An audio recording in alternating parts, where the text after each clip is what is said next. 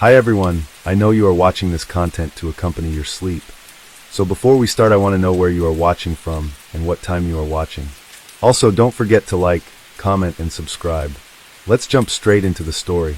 Corey Day Desmond was born March 18, 1980, at Torrance Memorial Hospital, and right from the start, she was the center of attention because she had to fight to survive. Due to a hole in her diaphragm, she had to undergo multiple surgeries. She was only given a 20% chance of survival, and miraculously, she not only survived, but she thrived. Friends and family of Desmond knew her as a smart, self-confident young woman, unafraid to express her opinion, who was energetic and full of affection for those she cared about, who were many. Desmond graduated from North Torrance High School and earned a master's degree in criminal justice from Long Beach State. Unsure of her calling in life, she changed her mind and decided to become a teacher. Her goal was to teach autistic children. A week after her death, a notice came in the mail that she had earned her teaching credential. She was loved by many and friends to all. She was sweet at times, but could be tough as nails. She could command a bar full of patrons when she wanted, and all the while be singing one of her favorite karaoke songs such as Black Velvet or These Boots Were Made for Walking, and once again, being the center of attention. It was that secondary family that Corey acquired while working in those various establishments that kept her going back despite what her family wanted her to do. In 2009, Corey worked in a bar. On Saturday, February 14th, she had a shift that ended at 9:30 p.m. She then walked 2 blocks to the popular Bar Street Lounge. Many employees of this bar knew Corey, as she had friends working there. She was caught on surveillance cameras helping her friends at the bar. She left there only after closing, around 2 a.m. None of her friends saw her after that. On Monday, February 16th, at approximately 2:20 p.m., the San Bernardino County Sheriff's Office received a terrifying call. About 100 miles from the bar where people last saw Corey, the driver stopped to take snow chains off the wheels. The man felt a strong, unpleasant smell as soon as he exited the car. He thought the source of the stench was an animal that got hit by a car, but still decided to check. Not far from the car, he found something strange. He saw a black plastic garbage bag with a woman's body inside. The man ran out into the road in a panic, stopping cars and asking to call the police as his phone's battery was dead. They identified the victim by fingerprints and driver's license. It was 28-year-old Corey Day Desmond. Subjected to a brutal attack, the woman died from strangulation. She had a lot of bruises on her face and neck and injuries to the back of her head. Corey tried to fight back, as she had several defense wounds. Although unable to determine the exact time of death, the medical experts said Corey was on the street for about 12 to 36 hours before the man found her. Corey's pants were unbuttoned and pulled to her knees, but no signs of intimate contact were found. The first conclusion that investigators came to was that the place where the driver found Corey's body was not the place of her death. The criminal left her body by the side of the road, hoping it would take time to find it. Before the man found her body, the rain destroyed all possible evidence. Reporting bad news to the families of the dead or missing is perhaps the hardest thing in the work of a policeman. At that time, Corey was living with her grandmother. The news about the granddaughter's body found in a garbage bag shocked the woman. And this news was no less devastating for Mark, Corey's father. Mark knew perfectly well how the system worked.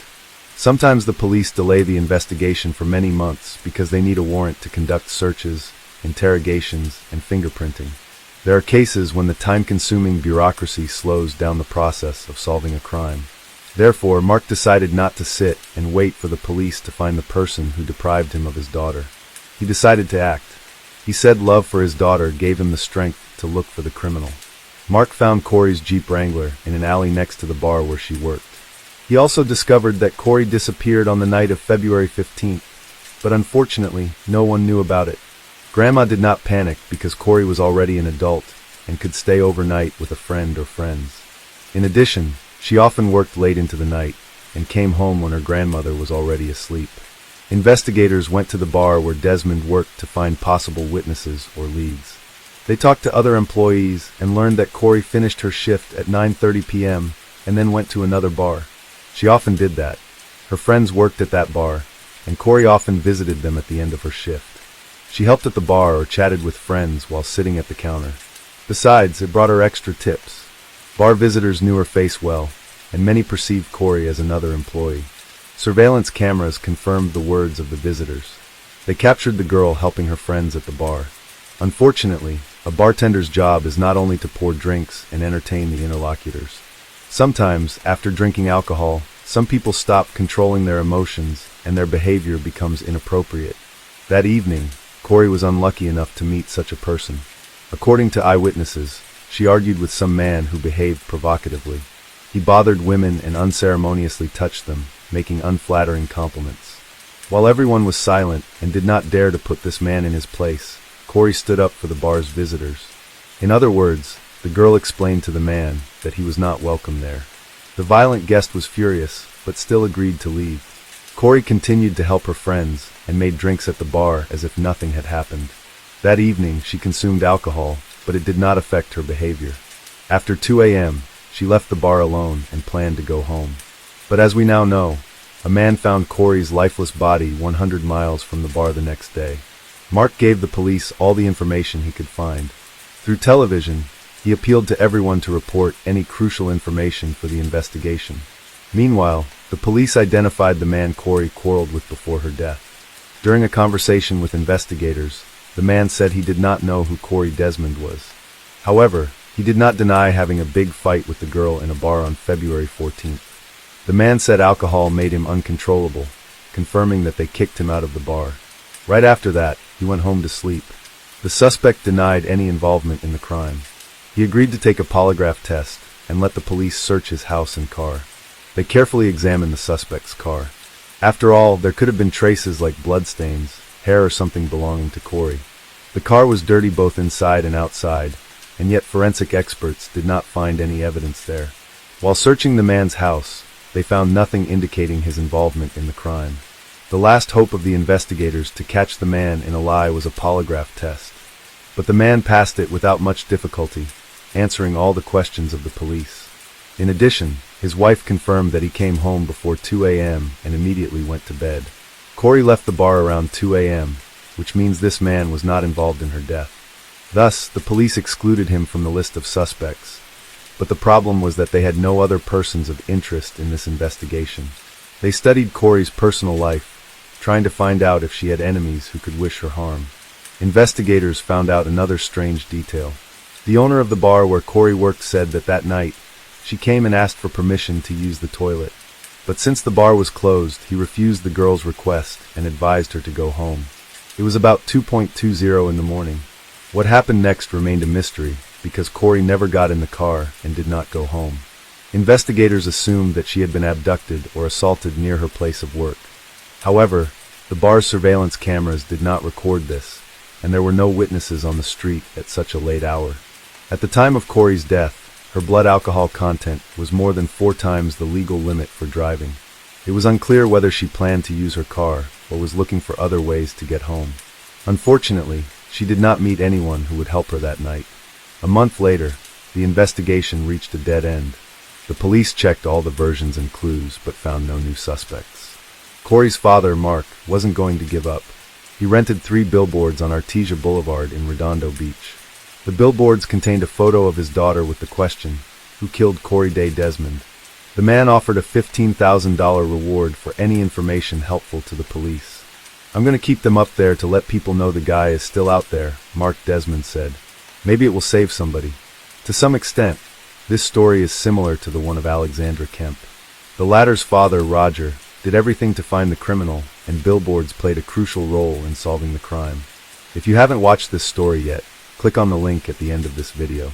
Information about Corey periodically appeared on 50 electronic billboards. Eventually, it brought results. In May 2009, the phone rang at the police station. A woman named Tiffany saw one of the billboards with a photo of Corey. Thanks to this woman, the police were able to solve this case. Tiffany spoke very quietly. The woman was experiencing stress and severe fright. She rambled as if she didn't know where to start. Then she finally focused and said, "Hello, my name is Tiffany. I think my boyfriend, Tony Lopez Perez, killed that bartender girl, Corey Day Desmond. Please check him. He's behaving strangely, but I'll tell you more when we meet." Tiffany called several times to arrange a meeting with the detective. During their conversation in the park, the woman told him about her suspicions. According to her, on February 14th, she and Tony planned a romantic Valentine's Day dinner. She spent the whole evening preparing for a date. Tiffany took the children to their grandparents, visited a beauty salon, and bought a new red dress. Tony loved it when she wore red clothes. It drove him crazy. The guy was working that day, but had to return home around 11:30 p.m. Tiffany waited for Tony almost all night.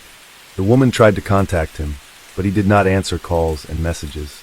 Tony returned home at 4:30 in the morning and, as if nothing had happened, said he was too drunk to go home.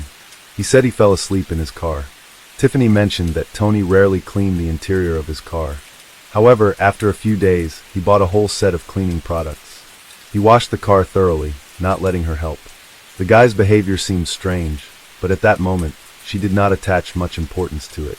A few days later, Tony sold his white Dodge for almost nothing and bought another car. He also changed his phone number for no apparent reason. A little later, they had a joint trip to Big Bear Lake.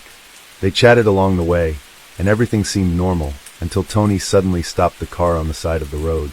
He turned to Tiffany and asked her, "Do you think this dead girl, what was her name, the bartender, was dumped here? I'm almost 100% sure that the police found her body here." Tony Lopez Perez and Tiffany lived together for about 4 years. They had a 6-year-old son together, but they never married. He was a hard-working man and got along well with everyone. He has never had any problems with the law. Perez came from a large family with 8 siblings. His parents grew up in the LA area, and Perez attended high school in Manhattan Beach. Tony's absence on the day of Corey's death, cleaning the car and urgently selling it, a strange trip, and an equally strange comment about where the police found her body, a change of phone number, and odd behavior. Putting all these facts together, Tiffany realized that Tony could be the one who took the life of Corey Desmond. She didn't want to believe it. The investigators decided to talk to Tony and went to his house. To prevent him from suspecting anything, Tiffany agreed to play along with the police, not telling him anything about this conversation. It looked as if they were conducting a routine interview of people to find witnesses in the Corey Desmond case. Tony looked calm, like a person with nothing to hide. He wasn't nervous while answering all the questions. He said he didn't know her, mentioning he had only seen Corey in the newspapers. However, to arrest Tony Lopez Perez for taking the life of Corey, they needed hard evidence. Thus, the police found the new owner of the Dodge that Tony sold shortly after the news of Corey's death. The new owner confirmed that Tony sold him his car for a low price. He allowed the police to check the vehicle for any evidence. Tiffany said Tony cleaned the interior thoroughly before selling his car. However, when the experts applied luminol and used an ultraviolet lamp, it became evident why Tony Lopez Perez got rid of his car. The interior of the car lit up in bright blue. The police asked Tony to come to the police station. They didn't tell him anything about the find, so he wouldn't run away. At first, he claimed he had never seen Corey, but later changed his testimony, saying he saw her near the bar and whistled at her. As soon as the police noticed that the man was changing his testimony, they showed him photos of the car he had sold and said that they had found crucial evidence there. This time, Tony claimed to have seen Corey outside the bar. Standing under a street lamp, she suddenly lost consciousness and fell on the sidewalk. He tried to help her, but she did not regain consciousness. Then he started slapping Corey on the cheeks. Corey opened her eyes and started screaming. She told him to get out and asked him to let her go. According to Tony, he got scared, put his hands over her mouth, and accidentally strangled her. Fearing he would get blamed for Corey's death, he put her body in the back seat of his car and drove home. Perez said he woke up during the night and went outside to see if it was a nightmare. "I opened the door and it was not a nightmare," Perez told detectives. It was true. Perez said he went back inside and tried to get some sleep. In the morning, he went to work with Desmond's body still in the back seat. At the end of the working day, he placed her body in 2 garbage bags, took it to a remote area, and left it next to the side of the road. According to Tony's story, what he did to Corey was an accident. He claimed that he was drunk and scared. He accidentally strangled her in a state of panic, but Corey's injuries suggested otherwise. She had severe injuries on the back of her head, bruises on her face and neck, and defense wounds on her hands. Moreover, Corey's pants were down to her knees. Tony Perez was arrested and charged with first-degree deprivation of life. The next day, he showed the police where he dumped Corey's body. In addition to Tony's confession, they now had the results of DNA tests. Corey's blood matched the blood found in the car that Tony sold immediately after committing the crime. At the 2011 trial, Coroner Jack Sheridan testified to the multiple contusions to the victim's head, the evidence of strangulation, and the blunt force trauma to her face. Sheridan also said she had scratches on her body that suggested the criminal dragged her after her death. Based on Corey's injuries, prosecutors said Perez assaulted her and tried to force her into intimacy in the early morning of February 15, 2009. Corey resisted. Unable to get what he wanted, Perez strangled her. Tiffany Ware testified during the trial. She told the San Bernardino County jury that her former boyfriend, Tony Lopez Perez, had an insatiable appetite for sex in January and February 2009. Even though they were making love almost every day, Ware said Perez was still not satisfied. Tiffany also told the court that Tony had twice engaged in intimacy with her against her will. It happened after the birth of their son, and with an interval of about a month. Both incidents occurred when she was fast asleep on the couch after taking painkillers due to severe back pain. Perez, who chose not to testify at the trial, made his first statements to the court during his sentencing. He said he was taught to love and respect those around him, but that he veered off course at times. I forgot the key lessons I was taught about in life, which make me a man, a father, a loving uncle to many, and a responsible person who supports his family that I so love, Perez said. In the end, I fell short. He generally stuck to the story his attorney Andrew Hennell presented at the trial, that he was scared and didn't mean to hurt Desmond. Hennell argued to a jury of 6 men and 6 women that Perez found her passed out on the sidewalk. He said he tried to calm her down and didn't mean to kill her. I should have thought before acting, Perez said. I should have stepped back and cleared my head. Fear took over. I was so scared, so careless. Corey's father, Mark Desmond, said his daughter had a beautiful future ahead of her before her life was cut short at the age of 28. Tony Perez should live the rest of his miserable life knowing he killed his own children's hopes and dreams at the same time he was killing Corey, her father said. He embodies all the characteristics that women in society fear. Just before sentencing, Perez asked God and the court to show him mercy. My very deepest apologies to the Desmond family and to my own family. I have brought such hurt and sorrow to the Desmonds that will forever shape their life. I hope he never gets out in the street again, said Desmond's grandmother Beverly. I hope he suffers as much as she suffered. In July 2011, a jury of 6 men and 6 women found 36-year-old Tony Lopez Perez guilty of first-degree deprivation of life. He was sentenced to life imprisonment with the right to parole after 25 years. Corey Desmond's family expressed gratitude to Tiffany Ware, thanks to whom the police solved this case.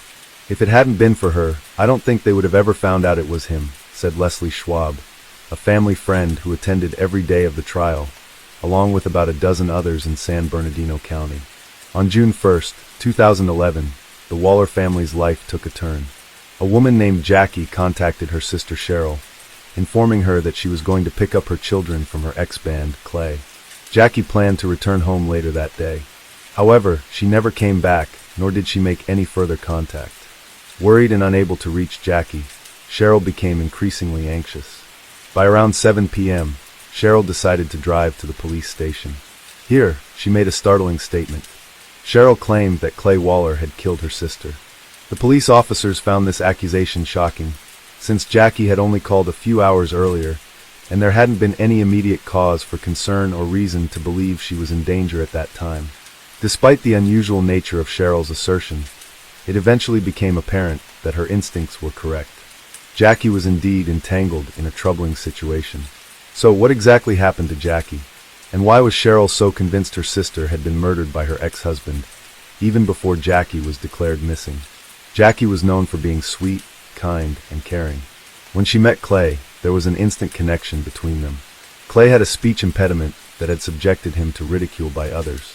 This made him feel awkward and uncomfortable in social situations. However, unlike others, Jackie didn't ridicule him. Instead, she defended him and ensured he wasn't hurt by people's unkind remarks. Jackie's nature was all about protecting the vulnerable, fighting injustice, and helping everyone around her. It wasn't long before their bond grew stronger, and they got married. At the time of their marriage, both were about 30 years old and aspired to have a large family. They bought a small house in Sanguine View, Missouri, where Jackie began creating a family nest. She had a successful career. Unfortunately, the same couldn't be said about Clay. His life consisted of numerous failures, and he struggled with holding down any job for long periods. As a result, Jackie became the primary breadwinner of the family. She always dreamed of having children, but faced challenges in conceiving naturally.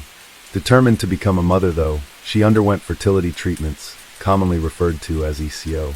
So when Jackie discovered she was pregnant, with triplets no less, her joy knew no bounds. The family included 2 girls, Abai and Addison, plus 1 boy, Maddox. It was incredibly challenging for the woman to care for 3 children at once. Nonetheless, she did not complain.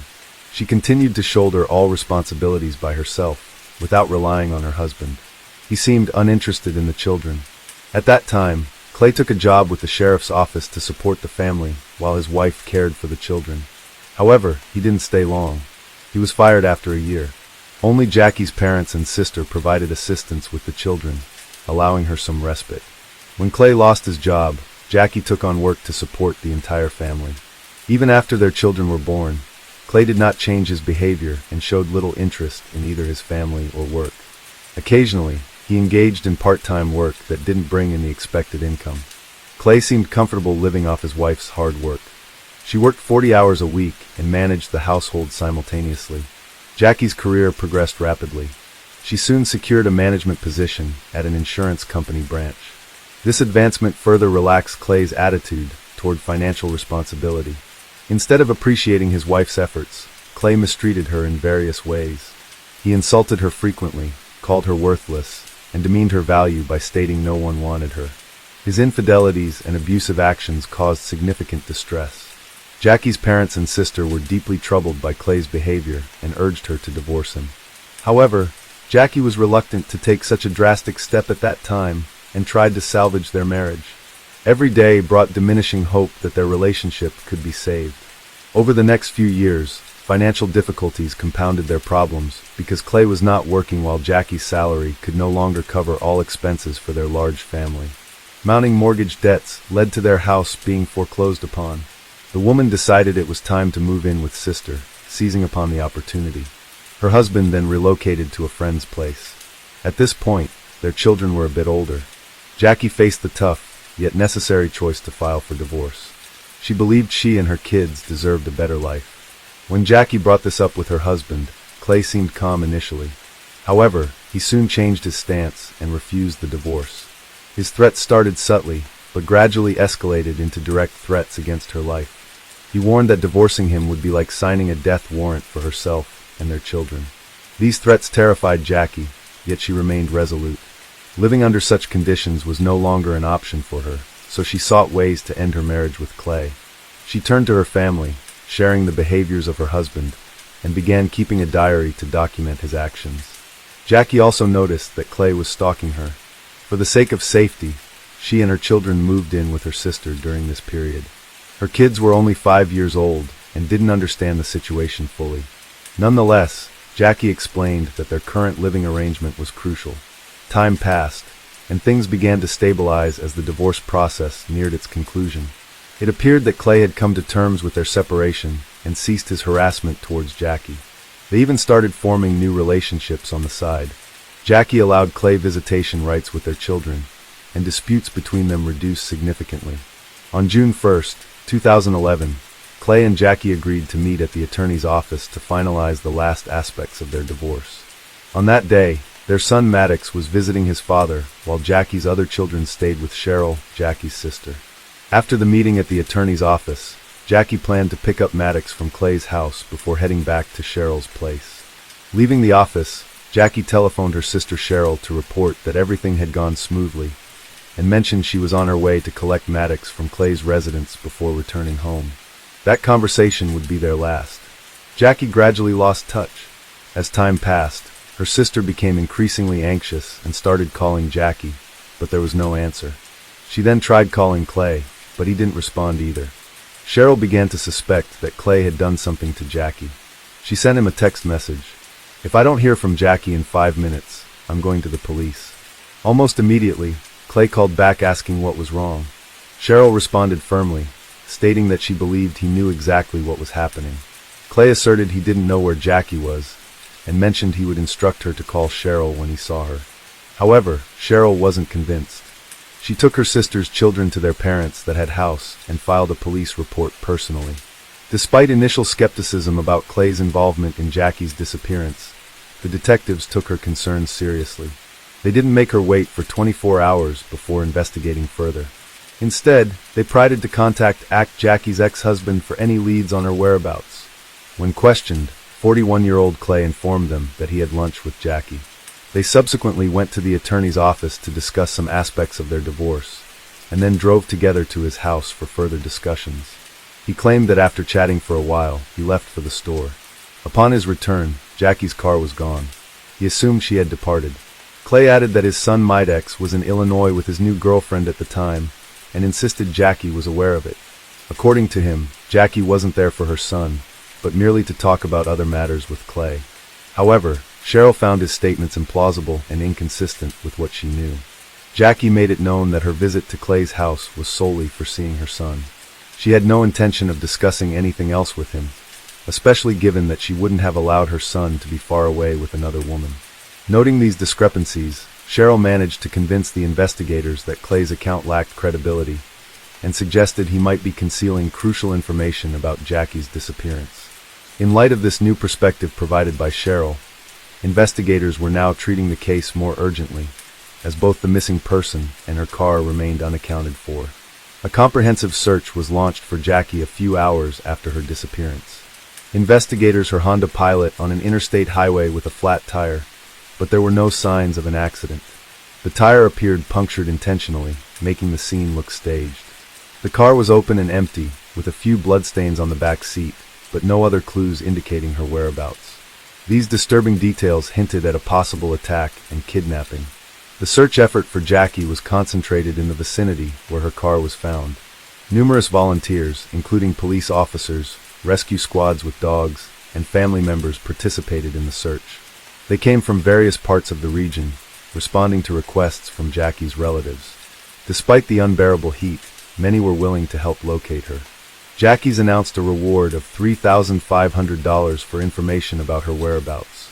Despite their efforts, including extensive searches and public appeals for assistance, the search yielded no results for several days. Police began to scrutinize Clay, Jackie's ex-husband, more closely. When they visited his house to speak with him again, he recounted the same story as before, but refused access to his home and car. He promptly hired a lawyer who asserted his rights. For days after Jackie's disappearance, Clay left her a voicemail with a distressed tone. "Hi honey, it's Sunday. You went missing on Wednesday. Please call me if you get this message. I don't know where you are, and I miss you very much." Detectives later obtained a search warrant and returned to Clay's residence for a thorough inspection. During this inspection, they discovered blood-like stains in his vehicle. Forensic analysis revealed it was fish blood. Clay had deliberately coated the car with fish blood and recorded it on video as a test for forensic experts. In addition to examining the vehicle, investigators noted conspicuous details in Clay's house. A section of carpet had been removed from the floor, leaving an obvious mark. Tiny drops have also found on the walls of the hallway, leading to the basement. These findings raised further questions about Clay's involvement and intentions regarding Jackie's disappearance. Traces of furniture rearrangement were evident, signaling that something unusual was happening in the house. Forensics examined under the floorboards and discovered a bloody carpet. Blood samples from the house and the carpet were sent to the laboratory for further examination. Detectives tracked the missing woman's last known movements to 1:10 a.m. She was observed at a drugstore with her ex-husband. The pair appeared composed and normal. Approximately 2 hours later, she was seen at an ATM withdrawing money. After that, Jackie did not reappear on CCTV, although Clay was seen a few hours later with his son and new girlfriend at a toy store. Subsequently, they visited a car wash in their pickup truck, which had a suspicious trash can inside. By then, Clay had changed clothes and meticulously washed both the car and the boat. This increased suspicion around him, establishing him as the prime suspect. Investigators released photos of Clay's pickup truck and boat, requesting eyewitnesses who may have seen them. A young couple reported seeing Clay near Devil's Island on the Mississippi River in response to this request. Detectives confirmed this information through an analysis of Clay's cell phone billing records, prompting them to focus search efforts in that area. Despite numerous searches over the large terrain, nothing surfaced directly linking to the missing woman. The forensic results soon arrived. indicating that the drops of blood found in Clay's house indeed belonged to Jackie. The police then operated under the assumption that Jackie was deceased. Detectives called Clay in for questioning and attempted to procure a confession from him regarding Jackie's murder. However, Clay denied all accusations, stating that the bloodstains were remnants of an old domestic incident in his kitchen. Without physical remains or definitive proof of death, investigators lacked grounds to arrest or charge him. Despite releasing him from custody, authorities kept Clay under close surveillance and continued their investigation. Being an ex-deputy sheriff himself, Clay knew they were monitoring him closely and engaged in deceptive maneuvers to elude detection, effectively playing cat and mouse with law enforcement officials. He'd go to deserted vacant lots to mislead the investigation, while the entire neighborhood stood by and participated in the search for the missing mother of three. Clay continued to bully and taunt them. He would drive past the search party or Jackie's family, insult them, give them the middle finger, and shout that they were wasting their time and wouldn't find anything.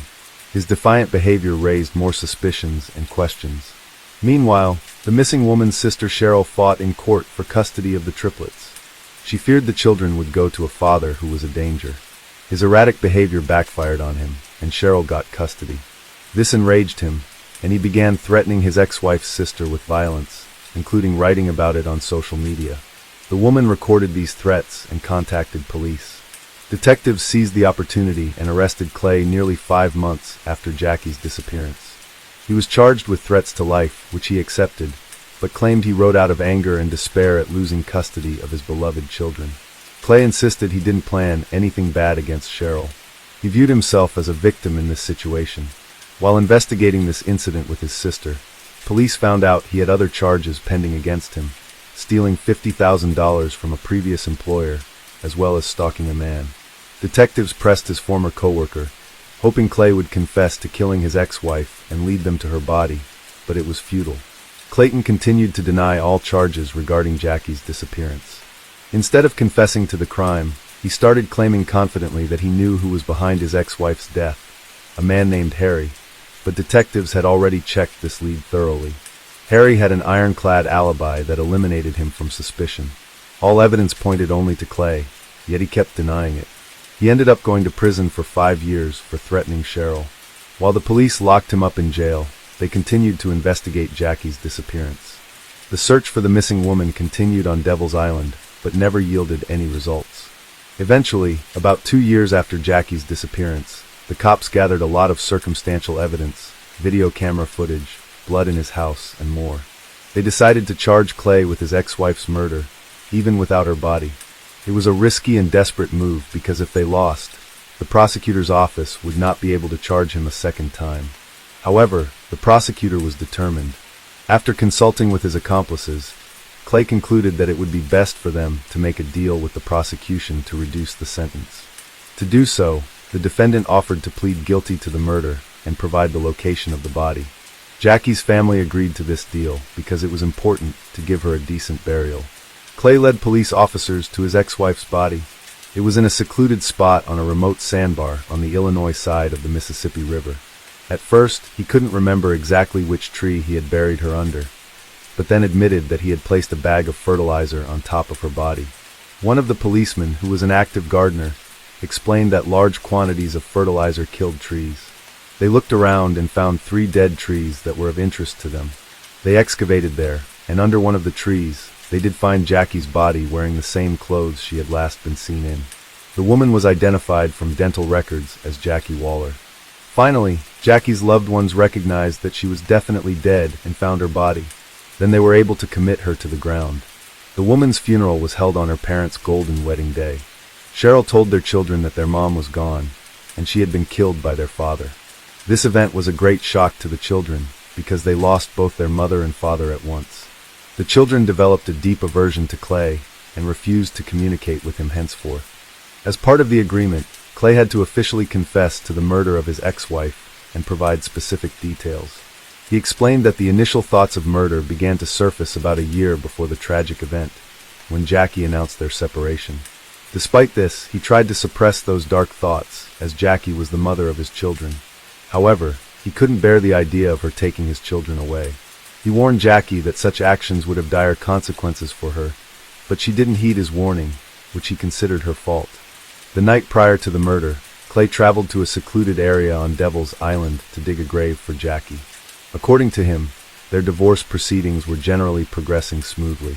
On that particular day, after a visit to their lawyer, they had a conversation in which she suggested they engage in intimacy one last time. They then went back to his home, where they talked in the kitchen. While looking for a snack in the refrigerator, Clay accidentally raised his head, hitting Jackie and causing her nose to bleed. This incident angered her. She stormed out into the hallway, where she smeared blood on the walls and started yelling at him that he would never see his children again. At this point, Clay lost control and attacked her. He hit her in the face with his hand, and then strangled her. Subsequently, he took Jackie's body out in a dumpster and buried it in the pre-dug grave. Afterward, he meticulously cleaned out both the car and house, took a shower, changed clothes as if nothing happened, and then went on to meet his new girlfriend and son at a toy store. Throughout this process, Clay claimed that everything was driven by impulse and emotion. He did not originally intend to kill Jackie. This contradicted his earlier statement, claiming he had dug the grave the day before. However, if Clay did not plan to kill the woman, why would he have dug the grave beforehand? It appeared to be premeditated murder. The medical examiner found multiple skull fractures on the deceased, indicating blunt force rather than a simple beating with fists. No one believed his story. Clay, who showed no remorse for killing his ex-wife, felt jubilant at receiving only 20 years in prison for second-degree murder, with the possibility of early release. The prosecutor, however, had another strategy. Clay's testimony about digging the grave buried him further. He had dug the hole in Illinois while the murder occurred in Missouri. These actions fell under the federal law against domestic violence across state lines, and their violation allowed an additional 35 years to be added to his sentence. Clay Waller will be eligible for parole after serving 85% of his 55-year sentence. It turned out that Clay was unaware of such a law and did not foresee the consequences of his confession. Yet, his atrocities continued. Demonstrating further callousness, he wrote a book detailing Jackie's murder to profit from the tragedy. Sherelle, Jackie's sister, along with her husband, continues to raise Jackie's children with support from their elderly parents. The children have grown up remembering their mother as an exceptional person who remains forever in their hearts. They still harbor anger toward their father and deeply miss their mom. Jamie Hahn was born on October 25, 1983.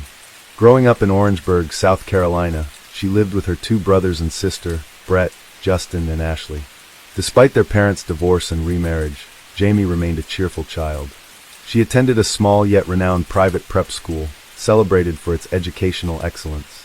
In junior high, Jamie visited the University of North Carolina with her classmates. She instantly fell in love with the campus and aspired to attend. Even as a student, she aimed to impact others' lives by joining the board of the Center of Hope to support troubled teens. Later on, Jamie engaged in various political campaigns.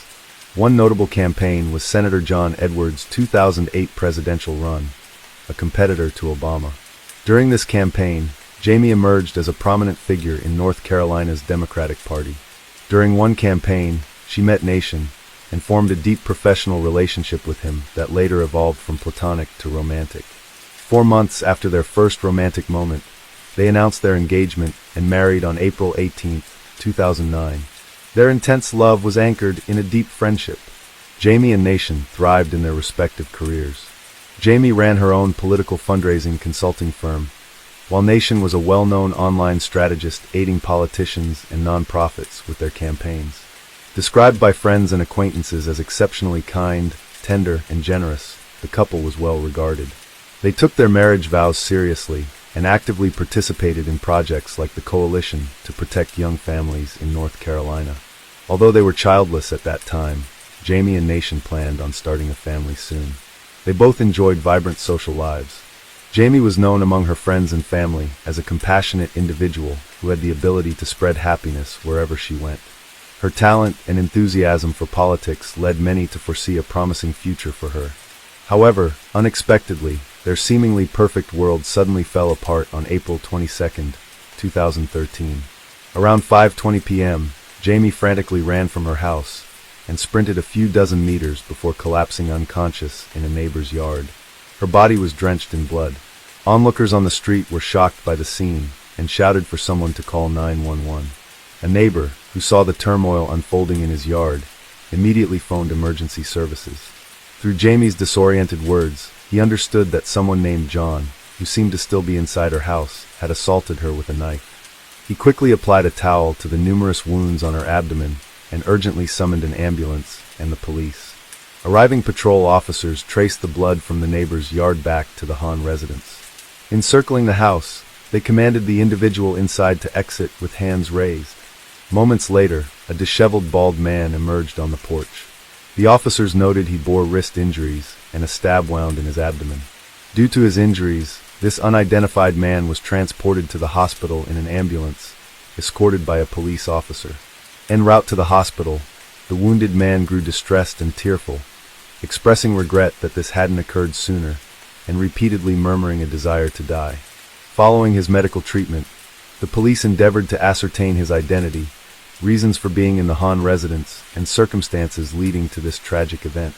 They soon discovered he was 31-year-old Jonathan Wayne Brill, a close friend of Nation and a guest in their home. Jamine also knew John well. She had employed him as an accountant in her political consulting firm after he relocated to North Carolina. The couple had generously offered him accommodation in their home until he could find his own place. Nation and John hailed from the same hometown and first crossed paths in 2000 during a church trip. Despite a 4-year age gap, they quickly struck up a friendship. As it often happens with childhood friends, they drifted apart when one went off to college, but rekindled their bond post-graduation. They became virtually inseparable. Jonathan even had the honor of being the best man at Nation and Jamine's wedding. In April 2009, the trio was akin to the Three Musketeers, following the ethos of one for all and all for one. They shared vacations, regular Monday dinners, and celebrated holidays together. To some neighbors, Jonathan seemed almost like an extension of the Hahn family, given how much time he spent at their home. This deep, seemingly unbreakable bond makes the violent incident that left all three with stab wounds in their own home all the more perplexing and tragic. Every Monday, Jamie and Nation would host their mutual friend Jonathan for dinner. On that particular day, Broyhill arrived earlier than usual with the intention of discussing recent campaign details with Jamie. The friends were deeply concerned about John's well-being, as he had confided in them about his diagnosis of pancreatic cancer, a notably aggressive and often terminal disease. The Hahns, in their caring nature, accompanied Jonathan to his medical appointments and were consistently present, offering every possible support in his arduous battle for life. There was an instance when Jamie, overwhelmed with emotion, asked Nation if they should consider having a child soon, so that their future offspring might have the chance to know Jonathan. Such was their affection and regard for their friend. They wished even their yet-to-be-born child could have the opportunity to bond with him. The recent diagnosis of cancer was a harsh blow, but it wasn't the first health challenge Broyhill had encountered. Over the years, John had experienced multiple hospitalizations. He had once revealed to Nation that he was diagnosed with multiple sclerosis during a gallbladder operation. Consequently, the Hahns invited Jonathan to live with them temporarily, offering care and support until his health improved. On that fateful Monday, Jamie and Jonathan were already engaged in work-related discussions in the kitchen when Nation arrived home and headed upstairs to change. Nation was startled by Jamie's screams calling out his, and then John's, name. Assuming that Brill may have fallen ill given his medical condition, Nation hurried downstairs midway. He was met with Jamie's terror-stricken voice, crying out that someone was trying to stab her. Rushing into the kitchen, Nation was confronted with the horrifying sight of his wife on the floor, bleeding profusely. John stood over her, wielding a large kitchen knife. As Brill started advancing towards Nation, knife raised threateningly, Nation froze in disbelief. How could such a nightmare unfold in mere minutes? In a desperate act of self-defense, Nation grabbed the knife blade with one hand, while striking John in the face with his other hand. Amidst this chaos, he frantically urged Jamie to run for safety, attempting to subdue a man who until moments ago was his closest friend seemed almost unreal. Despite her grave injuries, Jamie miraculously managed to rise from the floor and flee through the side door of their home. Once she was out, Nation, overcoming shock and tumult, pushed Jonathan aside and hurried after his wife. Outside, Jamie desperately made her way to the nearest neighbor's house for help. Unfortunately, no one responded to her urgent knocking. Summoning her remaining strength, She attempted to reach the next house, but collapsed unconscious in their yard due to her overwhelming injuries. Alerted by the commotion and drawn by the screams, passers-by quickly came to her assistance, while a neighbor called for an ambulance and the police. Meanwhile, Nation, panicked, searched frantically for Jamine. Following the trail of blood led him to discover her in a neighbor's yard. She was conscious but in agony, clutching her side. Kneeling beside her, he took her hand and tried comforting her with promises of recovery and future anniversaries and vacations by the sea, though tears streamed down his face. As he spoke, clutching Jamine's hand, Nation was overwhelmed by thoughts of a life without her and unable to fathom how their peaceful life had taken such a sudden turn. As they awaited help, a neighbor swiftly brought a towel to press against Jamine's bleeding abdomen. Unfortunately, the towel was quickly soaked with blood. Another compassionate neighbor elevated Jamine's legs onto a bag of leaves, trying to give some comfort. The ambulance was on its way, but to the onlookers, the wait felt endless, even though it was only a few minutes. Jamine's breathing grew labored, a clear sign of her critical state. When the paramedics arrived, they promptly administered life-saving measures. Nation, having suffered severe cuts to his hand while wrestling with the knife, also desperately needed medical attention. Both he and Jamine were rushed to the hospital. During transport, Jamine lost consciousness, and upon arrival was taken immediately for emergency surgery. Meanwhile, Nation, overwhelmed with worry for his wife and oblivious to his own pain, received stitches. He was in such shock that he repeatedly tried to enter the ICU, desperate for any updates about Jamine, but was denied access. Seated anxiously on a hospital bed, Nation was tormented by thoughts of Jamine's condition. Over a dozen stab wounds, a severed artery, and severe liver damage, his only solace during those excruciating moments was hoping and praying for her survival. By some miracle, Jamine did survive the surgery initially. But tragically, this hope was short-lived. She never regained consciousness. 2 days after this harrowing ordeal, Jamine succumbed to her injuries. The autopsy revealed a grim reality. She had sustained 24 stab wounds across various parts of her body, including her face, neck, back, hands, and forearms. However, the most lethal injuries were inflicted on her abdomen and chest, resulting in catastrophic damage to her lungs and liver. Meanwhile, Jonathan Brill had inflicted wounds upon himself and was hospitalized for 8 days to recover from his self-inflicted injuries. On Tuesday, April 30th, 2013, still needing medical attention with bandages on both wrists, Brill was transported on a stretcher to the magistrate's office in Wake County. The individual was formally charged with first-degree murder in the case Jamine Han, and assault with a deadly weapon on Nation Han. Due to the severity of the charges, he was held without bail and at Central Prison in Raleigh. This facility was specifically chosen because it housed a hospital wing, ensuring that Bryhill would continue to receive the necessary medical treatment while in custody for his crimes. The tragic and sudden loss of Jamine profoundly impacted many, leaving a lingering question. Why would someone she considered a best friend commit such a horrific act, robbing her of her future? In the wake of the tragedy, speculation swirled within the community about a substantial amount of money that had gone missing during the election campaign, managed by Jamine's team. Jonathan Brill, who had served as the accountant, officially ceased working for the company at the end of 2012. Despite this, he remained responsible for providing Jamine with financial details and assisting in the preparation of financial reports. It was suspected that Jamine might have discovered the missing funds, which totaled over $50,000, and confronted Jonathan about this discrepancy. This confrontation could have triggered his violent outburst. On April 22, 2013, Jamine had invited Jonathan over for their regular Monday dinner and intended to discuss the company's financial issues. The exact sequence of events during Nation's brief absence remains unclear. However, it is widely believed that Jamine might have challenged Jonathan regarding the missing funds during this time. As time passed, Nation's physical wounds began to heal, but emotional and psychological scars remained deep and unhealing. 6 months following this devastating event, Jamine's family and Nation, her grieving husband, scattered her ashes near Pulaski Memorial Baptist Church. This place was significant because Jamine had dedicated her time and efforts as a volunteer there. In a poignant twist of fate, just a week before the tragedy, the Hans had requested the church's pastor to pray for Jonathan, who they believed was battling cancer.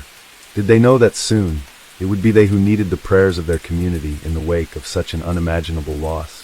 The nation had to grapple with the truth that an individual he had known from childhood, whom he saw as his dearest friend, had completely shattered his life, and even more heartbreakingly, claimed the life of the woman he adored more than anything in the world. According to Nation, Jamine was his anchor, his backbone, and his soulmate. He couldn't fathom how the sun could continue to glow without her.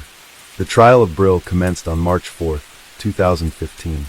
The district attorney informed the jury that Jonathan, serving as Jenny's financial manager, had written 39 checks to himself, misappropriating around $50,000, the identical sum missing from the account. To rationalize his deeds, Brill claimed various health issues including brain impairment from multiple sclerosis, memory deficits, a gallbladder operation, and pancreatic cancer. Compassionate Jamie refrained from confronting John about such a sensitive matter during his challenging times.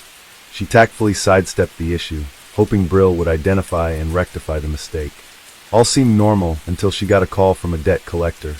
Then the district attorney unveiled a startling truth. The preceding year, the defendant's first hospitalization occurred when he was admitted following an episode at Han's residence. Prior to that, Jonathan hadn't sought any medical treatment, as his health records confirmed. All along he had deceived Jamie and Nation about his health conditions. No gallbladder operation, no multiple sclerosis, and no cancer, but merely a manifest mental disorder and something dreadful. Within the search history revealed that the man had been seeking information on pancreatic cancer and specialists in this particular field, evidently to lend credibility to his falsehoods. He also looked up cruises that could be taken without a passport. John had arranged a one-way journey to Las Vegas for April 23rd, but canceled it on the 22nd, merely 2 hours before assaulting Jamie with a knife. Jonathan admitted to the authorities that he had indeed misappropriated the campaign funds and fabricated all his medical conditions. When the Hans escorted him to medical appointments, waiting in the car as devoted, caring friends, he merely roamed the hospital halls. In recent times, Jonathan grappled with depression and suicidal inclinations. He confessed to being tormented by voices urging him to harm others.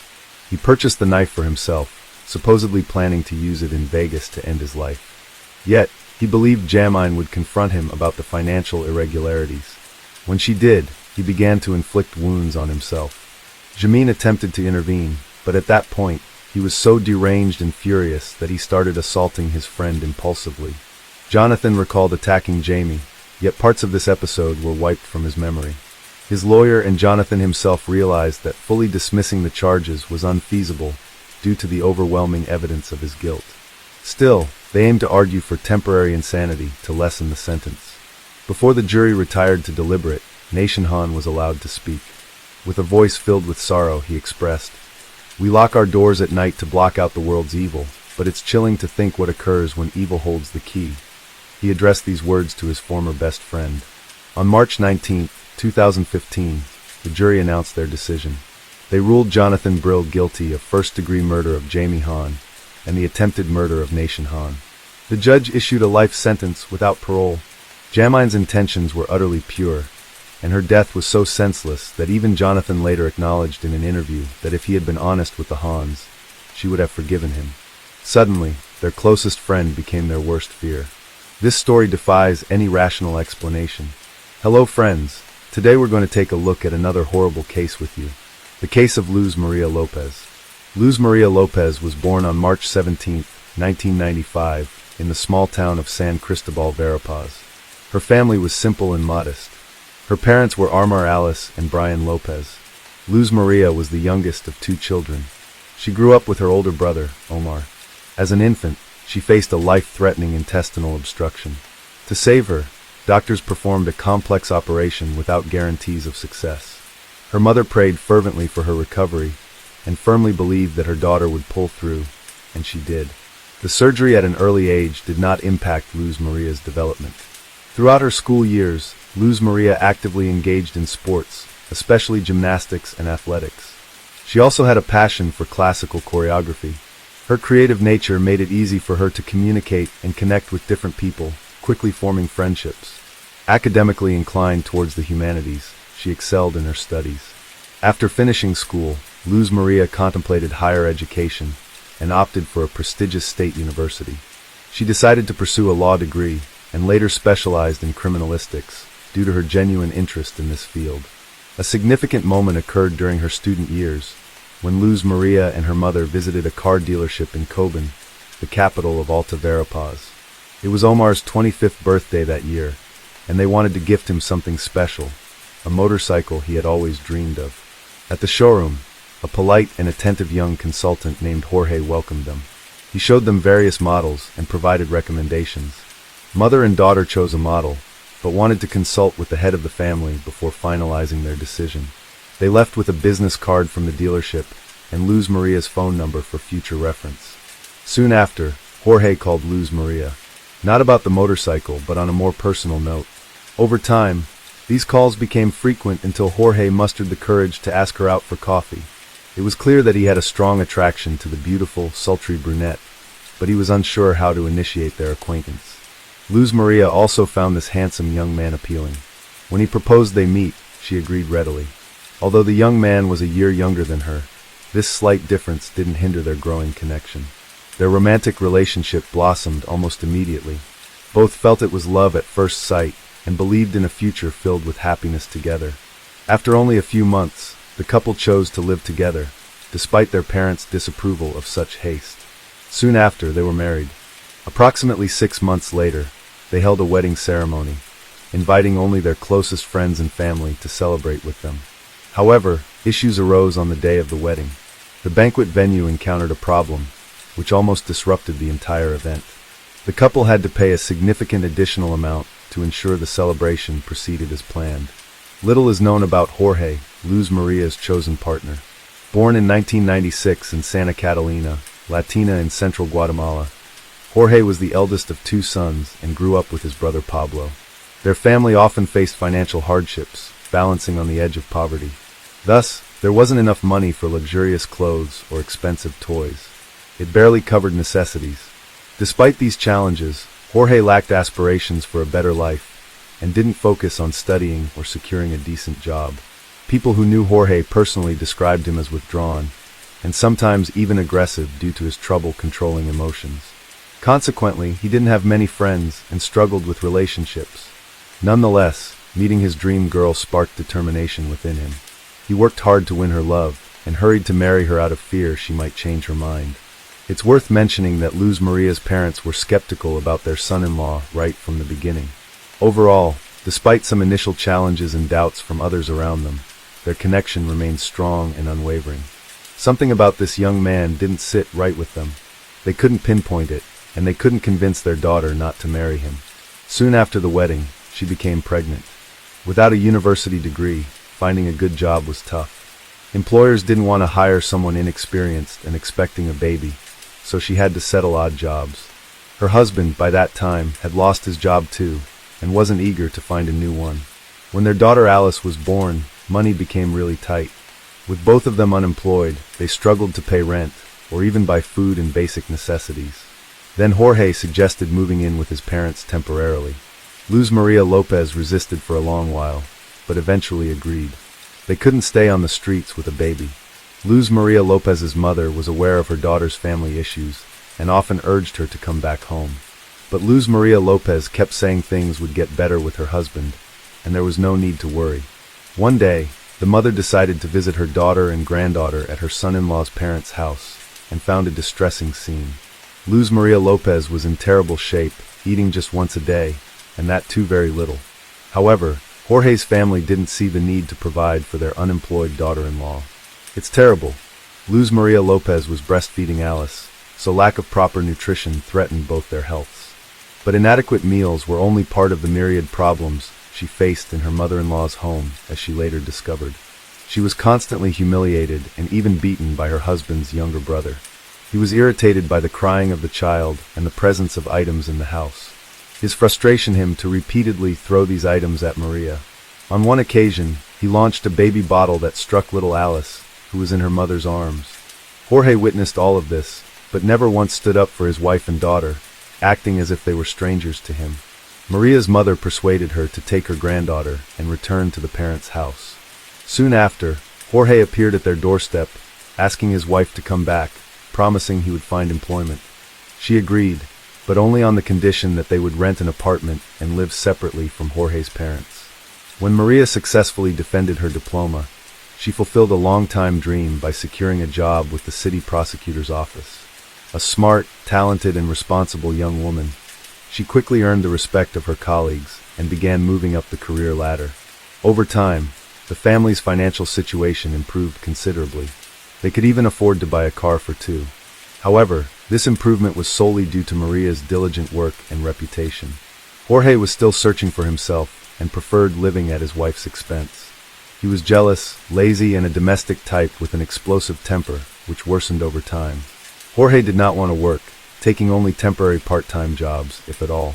He preferred sitting at home in front of the TV, drinking beer with friends, and spending what his wife earned. Moreover, Jorge was pathologically jealous and tried to control every move of his beloved. He did not permit her to make friends, or have lunch with colleagues in cafes, or just be somewhere without him. Constantly checking her phone records and reading messages became routine for him. He also forbade her from registering accounts on social networks. At home, when left alone with Maria, Jorge's behavior did not improve in any way. He often created scandals in seemingly calm places, constantly clarified his relationships, and habitually blamed his wife for any problems or family troubles. When they lived at his parents' house, Jorge never stood up for his wife. He just watched as she was humiliated, insulted, and occasionally even beaten by his relatives. Jorge himself also sometimes resorted to violence and didn't see anything wrong with it. He treated Luz Maria as if she were his property, believing she would endure everything and wouldn't leave him. Neighbors frequently heard screams from their home and saw signs of beatings on the young woman's face and body. Luz Maria repeatedly tried to leave her husband and considered filing for divorce. Several times, she took her daughter and moved out to live with her parents. However, each time her husband would go there, literally begging on his knees for forgiveness. Remarkably, each time Luz Maria forgave him and gave him another chance despite her parents urging her to come to her senses and leave the man. On December 15, 2020, after another violent altercation with Jorge, Luz Maria took their 3-year-old daughter Alice, got into the car in tears, and went to her mother's house. The following day, Jorge arrived there. His intentions were unclear, whether he wanted his wife back or simply the car. He claimed he had found a job and assured everyone that they'd change. Additionally, he promised never to raise a hand against his wife again. Surprisingly, Luz Maria believed him yet again and returned with him to their rented apartment. In mid-January 2021, Luz Maria called her mother to complain that not only did Jorge fail to secure a job as promised, but had also stolen the money she earned, effectively leaving the family destitute. Her mother felt sorry for her daughter and offered financial help so they could get by until the next salary was received. The women agreed to meet on the morning of January 19th, but Luz Maria did not arrive at the designated time. She decided to visit her daughter's workplace the next day. Upon arrival, she discovered that Luz Maria Lopez hadn't shown up for 2 days, and no one had been able to contact her. At the same time, Jorge, also searching for his wife, appeared at the prosecutor's office. He mentioned that they had argued again, and thought Luz Maria Lopez had gone to her mother's house. He figured she wasn't answering because she was upset with him. The concerned mother immediately felt something was wrong and suspected her son-in-law might be lying. She went straight to the police to initiate a search for Luz Maria Lopez without delay. That same day, an alert system named Isabel Claudina, originally Alerta Isabel Claudina, was activated nationwide. This emergency system was triggered for young women reported missing. When the extensive search began, Luz Maria Lopez's husband was quickly identified as the prime suspect, though it would actually be more accurate to say he was the only suspect. Luz Maria Lopez had no known enemies or reasons someone would kidnap her, and Jorge was the last person seen with her alive. Naturally, he denied any involvement in her disappearance, asserting that he himself was distraught over her absence and irritated by being labeled as the main suspect.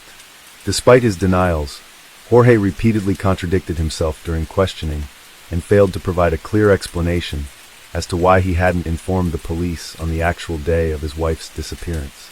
He claimed he believed she was at his mother-in-law's home, but didn't call or visit there. While law enforcement searched for witnesses and combed through areas for any clues, a breakthrough came on January 22nd. Municipal workers accidentally discovered Luz Maria Lopez's body while responding to a call about a clogged storm drain near a road. Upon lifting the grate to access the drain, They found an unusual large plastic bag containing something black inside. Upon closer inspection, the observers were horrified to discover charred human remains. They promptly reported this gruesome finding to the authorities. Upon arrival, the police officers speculated that the body might belong to Luz Maria Lopez, who was widely looking for after nationwide. Forensic experts later verified that the remains were indeed those of a young woman. Her parents and brother, despite the severe disfigurement caused by the fire, confirmed her identity with certainty. What's coincident is that the package containing her remains was found on the same street as the prosecutor's office where she had worked. This location lacked surveillance cameras and lighting. Despite how badly burned the body was, pathologists determined that she had been severely beaten before death. The cause of death was asphyxia, indicated by internal hemorrhages, multiple fractures sustained while she was still alive, and particles of dried blood in her nose and mouth. Additionally, there were deep marks on her neck, pointing to strangulation. At the time of discovery, no new suspects had emerged in the investigation. The victim's parents firmly believed that their son-in-law had brutally murdered their daughter. Consequently, Jorge was taken into custody while authorities examined his motive for committing such a heinous act. In addition to the investigation, psychologists and criminal analysts needed to scrutinize the marriage and family dynamics closely. During these proceedings, Ms. Lopez submitted a disturbing audio recording sent anonymously by a neighbor familiar with her daughter's household. This person had frequently witnessed domestic disputes between Luz Maria and her husband, but decided to record one such incident without realizing it would culminate in murder. The audio captured Luz Maria desperately crying for help, amid little sobs in the background. Ms. Lopez was horrified by what she heard, and lamented that if this witness had alerted authorities earlier, her daughter might still be alive today. The individual who captured the recording did not contact the police, nor did they visit the residence from which the distressing screams emanated. The authorities were unable to trace this anonymous person, making it impossible to involve them as a witness in the investigation. Consequently, the audio recording was included in the criminal materials. A key witness gave a detailed interview urging all citizens to stay vigilant and report incidents of domestic violence to the police, rather than merely documenting them with devices such as cameras. This approach, she stated, could potentially save lives. This crime triggered significant public outrage, prompting thousands to take to the streets in protest, demanding that the perpetrator be brought to justice. Jorge was promptly taken into custody, but persistently denied any wrongdoing. He claimed he personally drove his wife to work on that ill-fated day, when she subsequently vanished. Street CCTV footage indeed captured their vehicle heading towards Luz Maria Lopez's workplace that morning. However, due to tinted windows, it was indiscernible how many individuals were inside. None of the video clips showed the car stopping or Luz Maria exiting. Further discoveries were uncovered at the couple's rented home, where faint traces of clean blood and drag marks were detected. These findings suggested that a violent crime likely occurred there. An additional piece of evidence came when microscopic fragments of burnt flesh were discovered in the trunk of their family car. Moreover, during their search, investigators paid close attention to a recent purchase made by Jorge and his wife, a double orthopedic mattress. It wasn't so much about the mattress itself, but rather its dense polyethylene wrapping, which analysis revealed had been used to transport Luz Maria's burnt remains. Additionally, several neighbors testified about having repeatedly heard Jorge verbally abusing and threatening his wife with death just days before her sudden disappearance. Her husband had shouted that he would kill her if she decided to leave him, and that he would hide her body so that no one would ever find it. Based on the data collected by expert criminologists, as well as the testimony of several witnesses, the investigation presented a gruesome picture of the crime. The murder occurred on the night of January 19, 2021. The day before, the couple had a big fight, and Jorge once again resorted to violence with his fists. He had previously had issues with his temper, but this time he went into an uncontrollable rage. He struck his wife multiple times, causing her to scream and cry for help. These screams were heard by their neighbors, but nobody called the police. During the beating, Jorge broke his wife's nose and caused a head injury. After this brutal assault, he strangled her with his bare hands, and then attempted to dispose of the body. He dragged it into the backyard, doused it with campfire liquid, and set it on fire. However, Jorge did not anticipate how smoky and foul-smelling the burning flesh and hair would be. Concerned that neighbors might notice and call the fire department or police, he quickly extinguished the fire. He wrapped the charred remains in plastic and sought a secluded location where he believed the body would never be found. The most horrific aspect was that Jorge committed these acts in front of their young daughter. Despite her tender age, she somewhat comprehended what was occurring. The child, 3.5 years old at the time, witnessed both the beating and subsequent murder, as evidenced by her cries and screams, which were also recorded. Aware of some forensic techniques from his wife's textbooks at home, a fact due to their abundance, Jorge attempted to cover up his crime and establish an alibi. He found a dark stretch of road without lights or video surveillance cameras and disposed of his wife's body in a drainage sewer there, thinking he could go unnoticed. The next morning, he drove to her place of work along the usual route, as if he had taken Maria there just as he did every morning. The following day, he began to simulate an active search for his wife, calling her colleagues, acquaintances, and relatives. The criminal's lawyers delayed the trial as much as they could. They also attempted to throw the investigation off track. They insisted that all the evidence and witness statements were circumstantial, emphasizing that not a single piece of evidence unequivocally proved Jorge's guilt. Defense attorneys tried to get the detention changed to house arrest. They argued that Jorge himself was deeply depressed, due to being accused of killing the woman he loved and the mother of his child. However, decisive evidence came from data obtained from Maria's phone. All this time, the device was in her husband's possession. On the first day after the crime, several messages were sent from it to different people in an attempt to create the appearance that Maria was still alive. Tracking all movements of the smartphone, that day showed it was constantly in the same places as Jorge's phone. Despite this evidence, lawyers tried to turn it in favor of their client, claiming Jorge found his wife's phone and drove around with it searching for her. Yet no one could explain why he was sending messages from it or calling it from his own cell phone. Another proof of guilt was bruises and scratches on Jorge's body found on the day of his arrest. These marks were photographed by experts and indicated that Maria clearly resisted. The most vivid was a scratch on his neck. Unfortunately, particles of Jorge's epithelium under Maria's fingernails couldn't be found because they were destroyed by fire. Despite many controversial points, the prosecutor asked for the maximum possible punishment for Jorge. Court hearings and proceedings were repeatedly postponed due to the raging worldwide pandemic. But in October 2022, Jorge was finally found guilty of his wife's brutal murder and sentenced to 50 years in prison.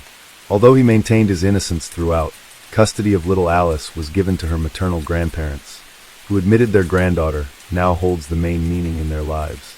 During the London Olympics, a young Puerto Rican boxer, Felix Verdejo Sanchez, emerged as a shining star.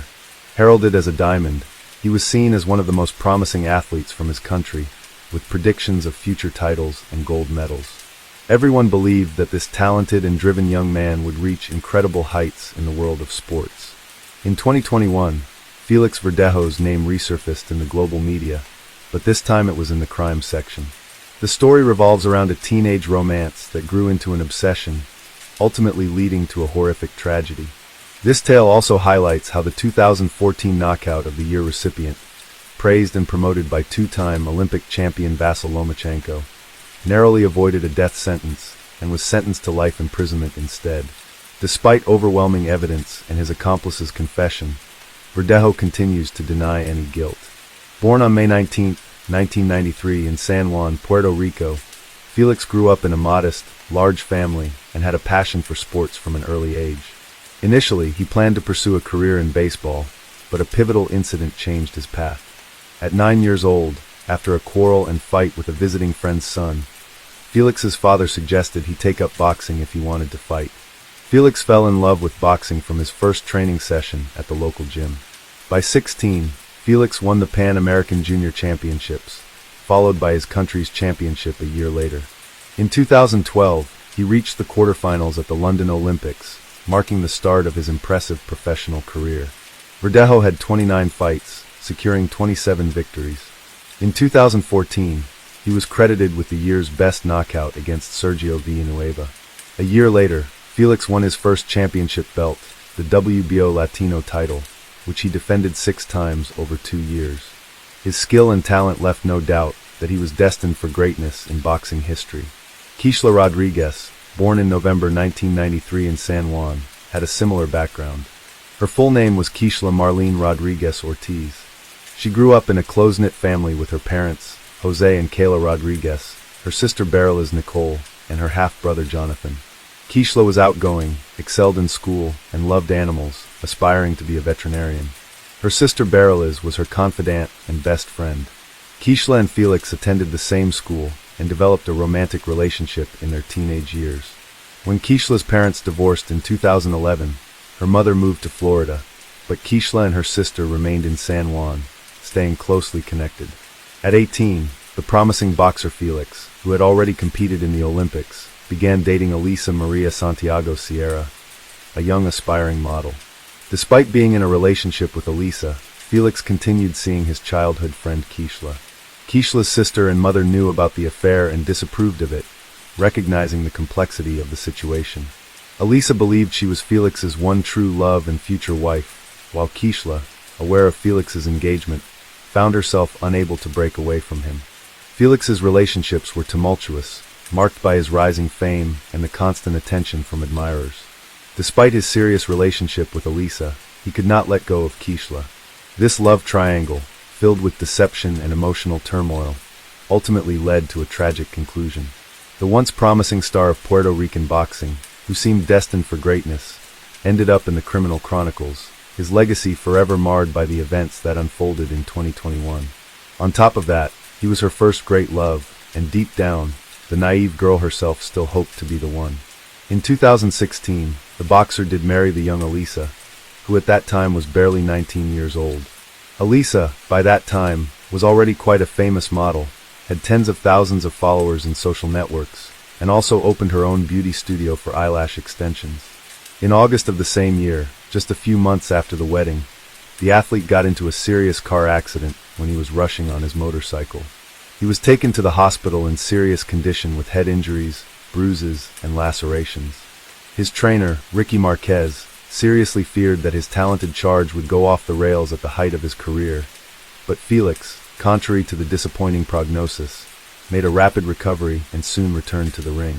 In September 2019, the boxer published in his profile in the social network a picture with Elisa, who was in a large term of pregnancy.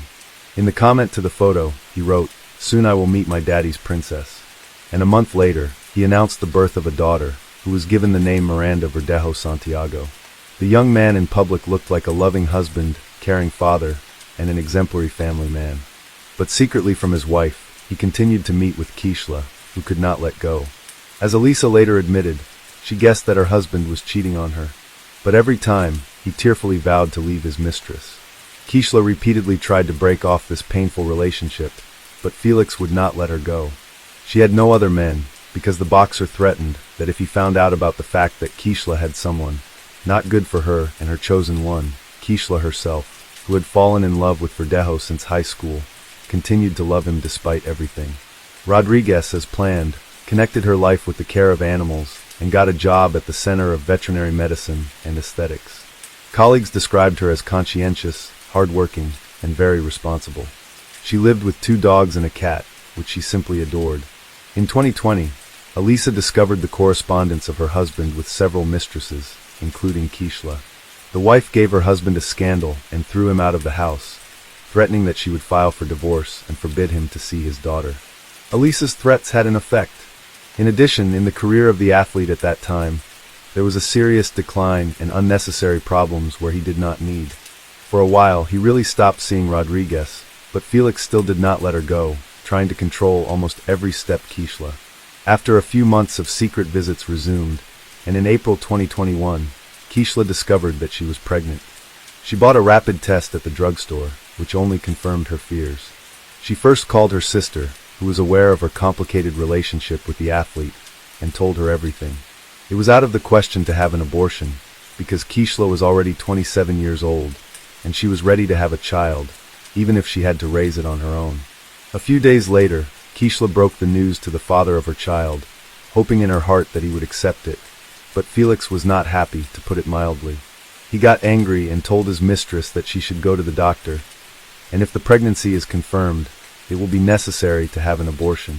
Naturally, Rodriguez answered him with a firm refusal, but the boxer began to threaten her and insist.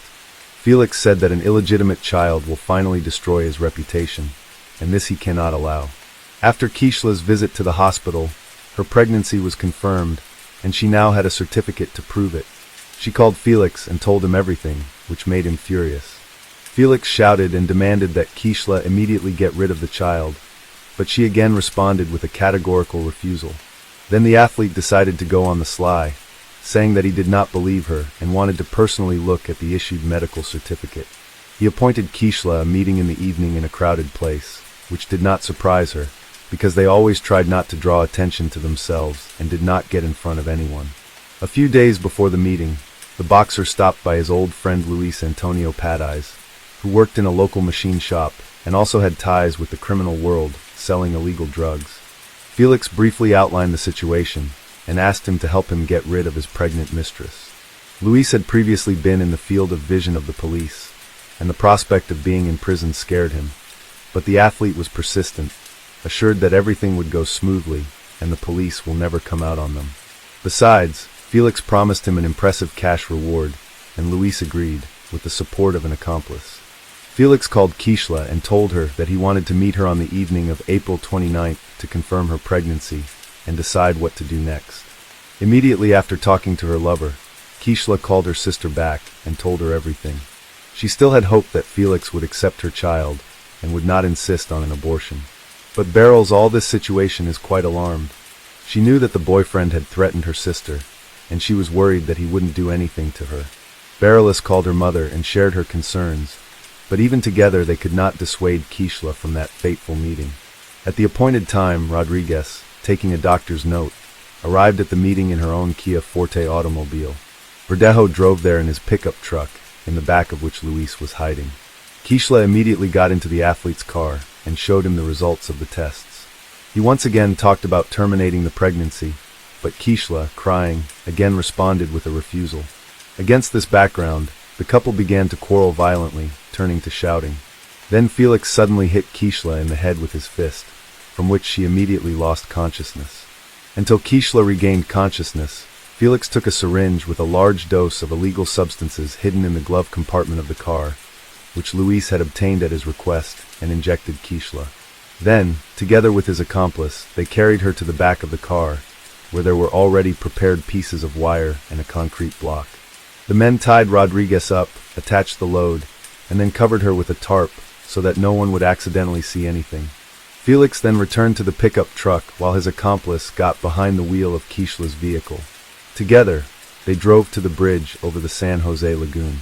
It was virtually deserted at night, and the men, making sure no one could see them, threw Kishla, still alive, into the water. Afterward, however, they decided to fire a few test shots in pursuit, using the firearms they had brought with them, so as not to leave the victim any chance. Having finished the massacre, each of the perpetrators went home. Kishla's co-workers were the first to worry when she didn't show up at the Veterinary Medicine and Aesthetics Center the next day. Kishla has always been very responsible and couldn't just not show up for work without notifying anyone. Since she didn't answer the phone, it was decided to contact her sister to find out what happened. After several unsuccessful attempts to contact her sister, she went to her house. No one answered the door, but Beryl had a spare key, so she got in without difficulty. However, she was met only by hungry animals who had not eaten anything for almost 24 hours. Now Beryl was already in a panic because she realized that something terrible or irreparable had happened to Kishla. She immediately called her mother and told her everything, and then reported to the police about her suspicions and threats to her sister. She also called Felix, but he claimed that he had spent the previous evening and night at home with his family and had not gone to any meeting. The missing girl's mother took the first flight from Florida to San Juan. She thought that her lover might have taken her daughter to a private clinic and paid for her to have an abortion without her consent. Kayla didn't even want to think about the fact that Kishla was no longer alive. The first thing to do was to question the missing girl's neighbors and coworkers, but they didn't notice anything suspicious and couldn't provide the investigation with any useful information. In parallel, messages about the disappearance of Rodriguez were posted on popular social networks with requests to respond to those who know anything about her fate or current whereabouts. The case quickly received wide publicity, and when it became known that the missing girl was in a long-term relationship with a famous athlete and was expecting a child from him, Reporters literally lined up to interview any of Rodriguez's family members. The relatives did not hold anything back and spoke out about their suspicions, among other things, blaming Felix for the incident. On April 30th, Kishla's car was found abandoned on the east side of the city with her documents and personal belongings inside. No signs of struggle were found in the interior, giving a faint hope of finding its owner alive. On May 1st, a passerby strolling on the bridge over the lagoon saw a strange shape resembling a human body in the shallow water. He reported his discovery to the police, who soon recovered from the water the body of a young woman, presumably the same one the whole city had been looking for several days. Members of the Rodriguez family, who arrived to identify the body, hoped to the last that it was not Kishla, but their hopes were not realized. The body had been in the water for several days and changed a lot, but the girl was immediately identified by a remarkable tattoo on her arm. When news of the gruesome discovery hit the press, the residents of the city revolted and began to go out to spontaneous rallies, demanding punishment for those responsible. The same day, Verdejo was detained and taken to the police station for questioning, but the athlete categorically denied his involvement and claimed that on the night of Kishla's disappearance, he was at home with his family.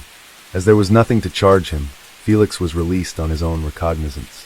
One of the key witnesses was the athlete's legal wife, who at the first interrogation admitted that she was aware of his affair with Kishla, but that she had heard about her rival's pregnancy for the first time. On top of that, she did not confirm her husband's alibi, saying that he was not at home on the night of the murder. The first thing investigators did was check traffic surveillance footage on the way to the bridge from which Kishla was thrown. That's how they found Felix's pickup truck and the victim's car traveling behind each other, but the Kia Forte was clearly not driven by its owner. On the same day, the boxer's car was seized for examination, and in its body they found some hair of the deceased. Luis was the first to surrender to the police, promising to tell the truth in exchange for a reduced sentence. Felix was also taken into custody, but he refused to cooperate with the investigation, did not answer questions, and continued to deny his guilt, despite the presence of irrefutable evidence. A firearm was seized from Felix, which he used to shoot the victim from the bridge, and for which he had an official permit. Also, a cell phone check confirmed the fact that Felix, Luis, and Kishla were in the same location on that fateful night. Kishla's final farewell was on May 8th, and the funeral ceremony was all over the national news. It was a kind of action, calling for the perpetrators of the tragedy to be punished to the full extent of the law, as well as an action to draw public attention to the problem of gender violence. The coffin with Rodriguez's body was brought to the cemetery, not in a traditional hearse, but in a white carriage, over which white flower petals were thrown from the air.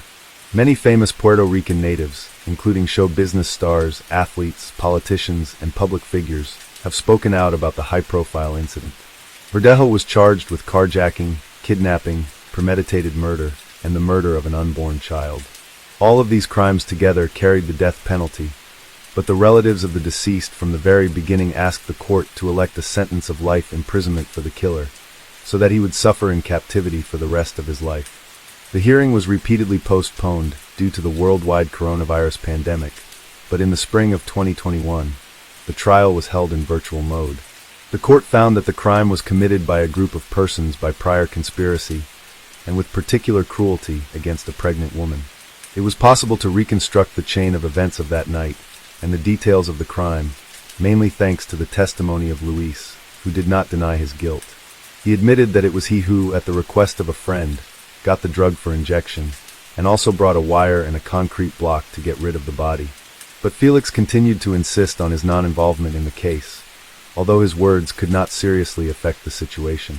By the way, the wife of the boxer, who acted in court as a witness, almost immediately after the arrest of her husband filed for divorce and tried to abstract from what was happening, focusing on the development of his business and raising a young daughter. According to some reports, not so long ago, Elisa Santiago remarried. Elisa herself admitted in an interview that she repeatedly received anonymous calls and messages with death threats, as well as death wishes to her and even Miranda. Many considered it was the spouse of the athlete as the organizer of the crime, but no evidence was found. In the summer of 2023, it became known that the jury, having familiarized itself with all the evidence and heard the testimony of all the witnesses, was finally ready to announce the final verdict. Felix Verdejo and his accomplice Luis Cadiz were found guilty on each of the charges against them, but despite this, the killers have not yet been sentenced. The next court hearing is scheduled for mid-November 2023. Most likely, both men involved in the deaths of Kishla Rodriguez and her unborn child will likely go to prison for life, with no right to ever leave prison. In the early hours of July 7, 1985, 54-year-old Jane Anchor Hilton was found beaten and stabbed to death. She was discovered in a bedroom at her employer's house, a house she moved into only the previous day, seeking refuge from a troubled marriage. Jane was discovered by two fellow housemates and her own daughter, Autumn. The murder made no sense, and the case dragged for 14 years, until two new detectives reopened the cold case in 1999. A misquote in an article led investigators to point the finger at Ricky Davis. Davis was eventually tried for the crime and convicted, all the while proclaiming his innocence. Determined not to give up, he sought help from the same justice system that put him behind bars. 15 years later, Davis was exonerated and the real killer found thanks to genetic genealogy testing and the determination of a group called the Innocence Project, who were determined to find the truth. Jane was a familiar face around El Dorado Hills, California. She was a columnist for Foothill Times. She often covered social events in and around town for the paper. Jane had 6 children whom she loved, and often wrote poetry to help inspire them daily. She'd been working toward getting her real estate license, and was married to Archie Hilton in 1984. However, by July 1985, their marriage started to fall apart. It was then she asked her employer, Wilma Klein, for assistance. Klein owned a fairly large home in El Dorado Hills. With her lived her daughter, Maureen Klein, and her boyfriend. Wilma's grandson, Ricky Davis, and his girlfriend, Connie Dahl, also occupied a room at the house. On July 6, 1985, Wilma welcomed Jane and her youngest daughter, 13-year-old Autumn Anchor, into her home. By all accounts, it was a full house. The first night of her new life would prove to be the night her life ended. At 3:30 a.m., Ricky Davis, then 20, and his girlfriend, 19-year-old Connie Dahl, returned from a party to find Autumn lingering about outside. She told them she was out late and afraid her mother was going to be angry. All three made their way into the house. There was blood in the hallway.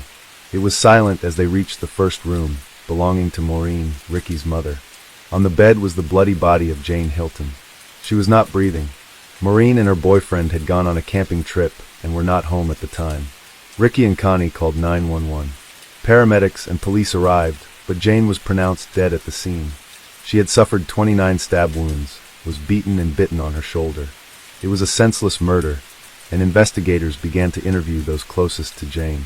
Archie Hilton, Jane's estranged husband, was interviewed and provided detectives with an alibi and DNA. Archie had been the logical choice as he and Jane had been going through a rough patch. He, however, said that the marriage was not over and that there was no trouble between them. He was cleared and all leaves went cold. Ricky Davis and Connie Dahl both told investigators they arrived home in the early morning hours and found Autumn waiting outside. When they entered the house, they found the hallway carpet bloody.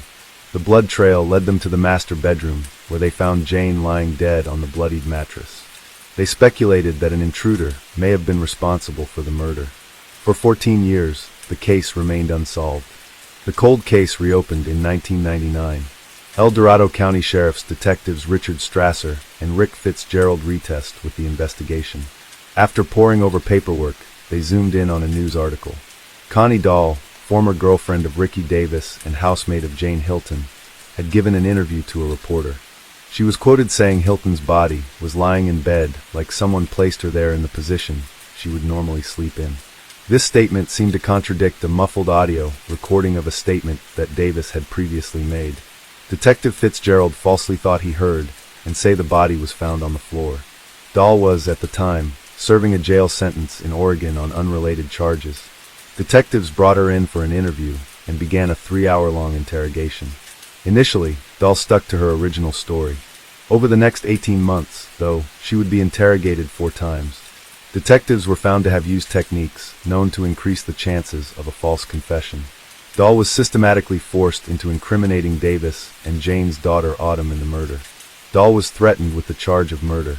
If she cooperated, though, she'd be given a lenient sentence of manslaughter and serve only a year. Detectives Strasser and Fitzgerald told Dahl that DNA evidence was going to be used to trace the suspect. In truth, no DNA evidence was brought into the case during that period. In truth, testing had not been done on the DNA recovered from the scene. By showing a crime scene photos and using facts from the crime, such as the bike mark on Jane's shoulder, investigators sped Dahl the information they wanted to hear. Over the course of the 4 interviews, Dahl was starting to break. She began remembering facts from the crud. This in turn allowed her to fabricate and create an entirely different account of events from the night of the murder. In one interview, Dahl said that Autumn was present during the murder of Jane and was sprayed with blood. In another, she confessed that she was probably the person that bit Jane on the shoulder. Dahl would say that the murder began with an argument between Davis and Jane. She alleged that Davis wanted Autumn to join them in a party. When Jane refused, Davis erupted in a fit of anger, leading to the death of Jane. Her story kept changing to fit the facts being fed. However, she couldn't remember the weapon used for the murder, or where it was eventually hidden. Dahl had implicated her ex-boyfriend Davis in the murder of Jane Hilton. He was near the prime suspect. Ricky Davis and Autumn Anker were also interviewed following the confession of Connie Dahl. Both Davis and Anker stuck to their original accounts of the crime. Detectives again lied to Davis, telling him that Anker had also implicated him in the murder. Anker told detectives she had no reason to protect Davis when they threatened her with culpability regarding the murder.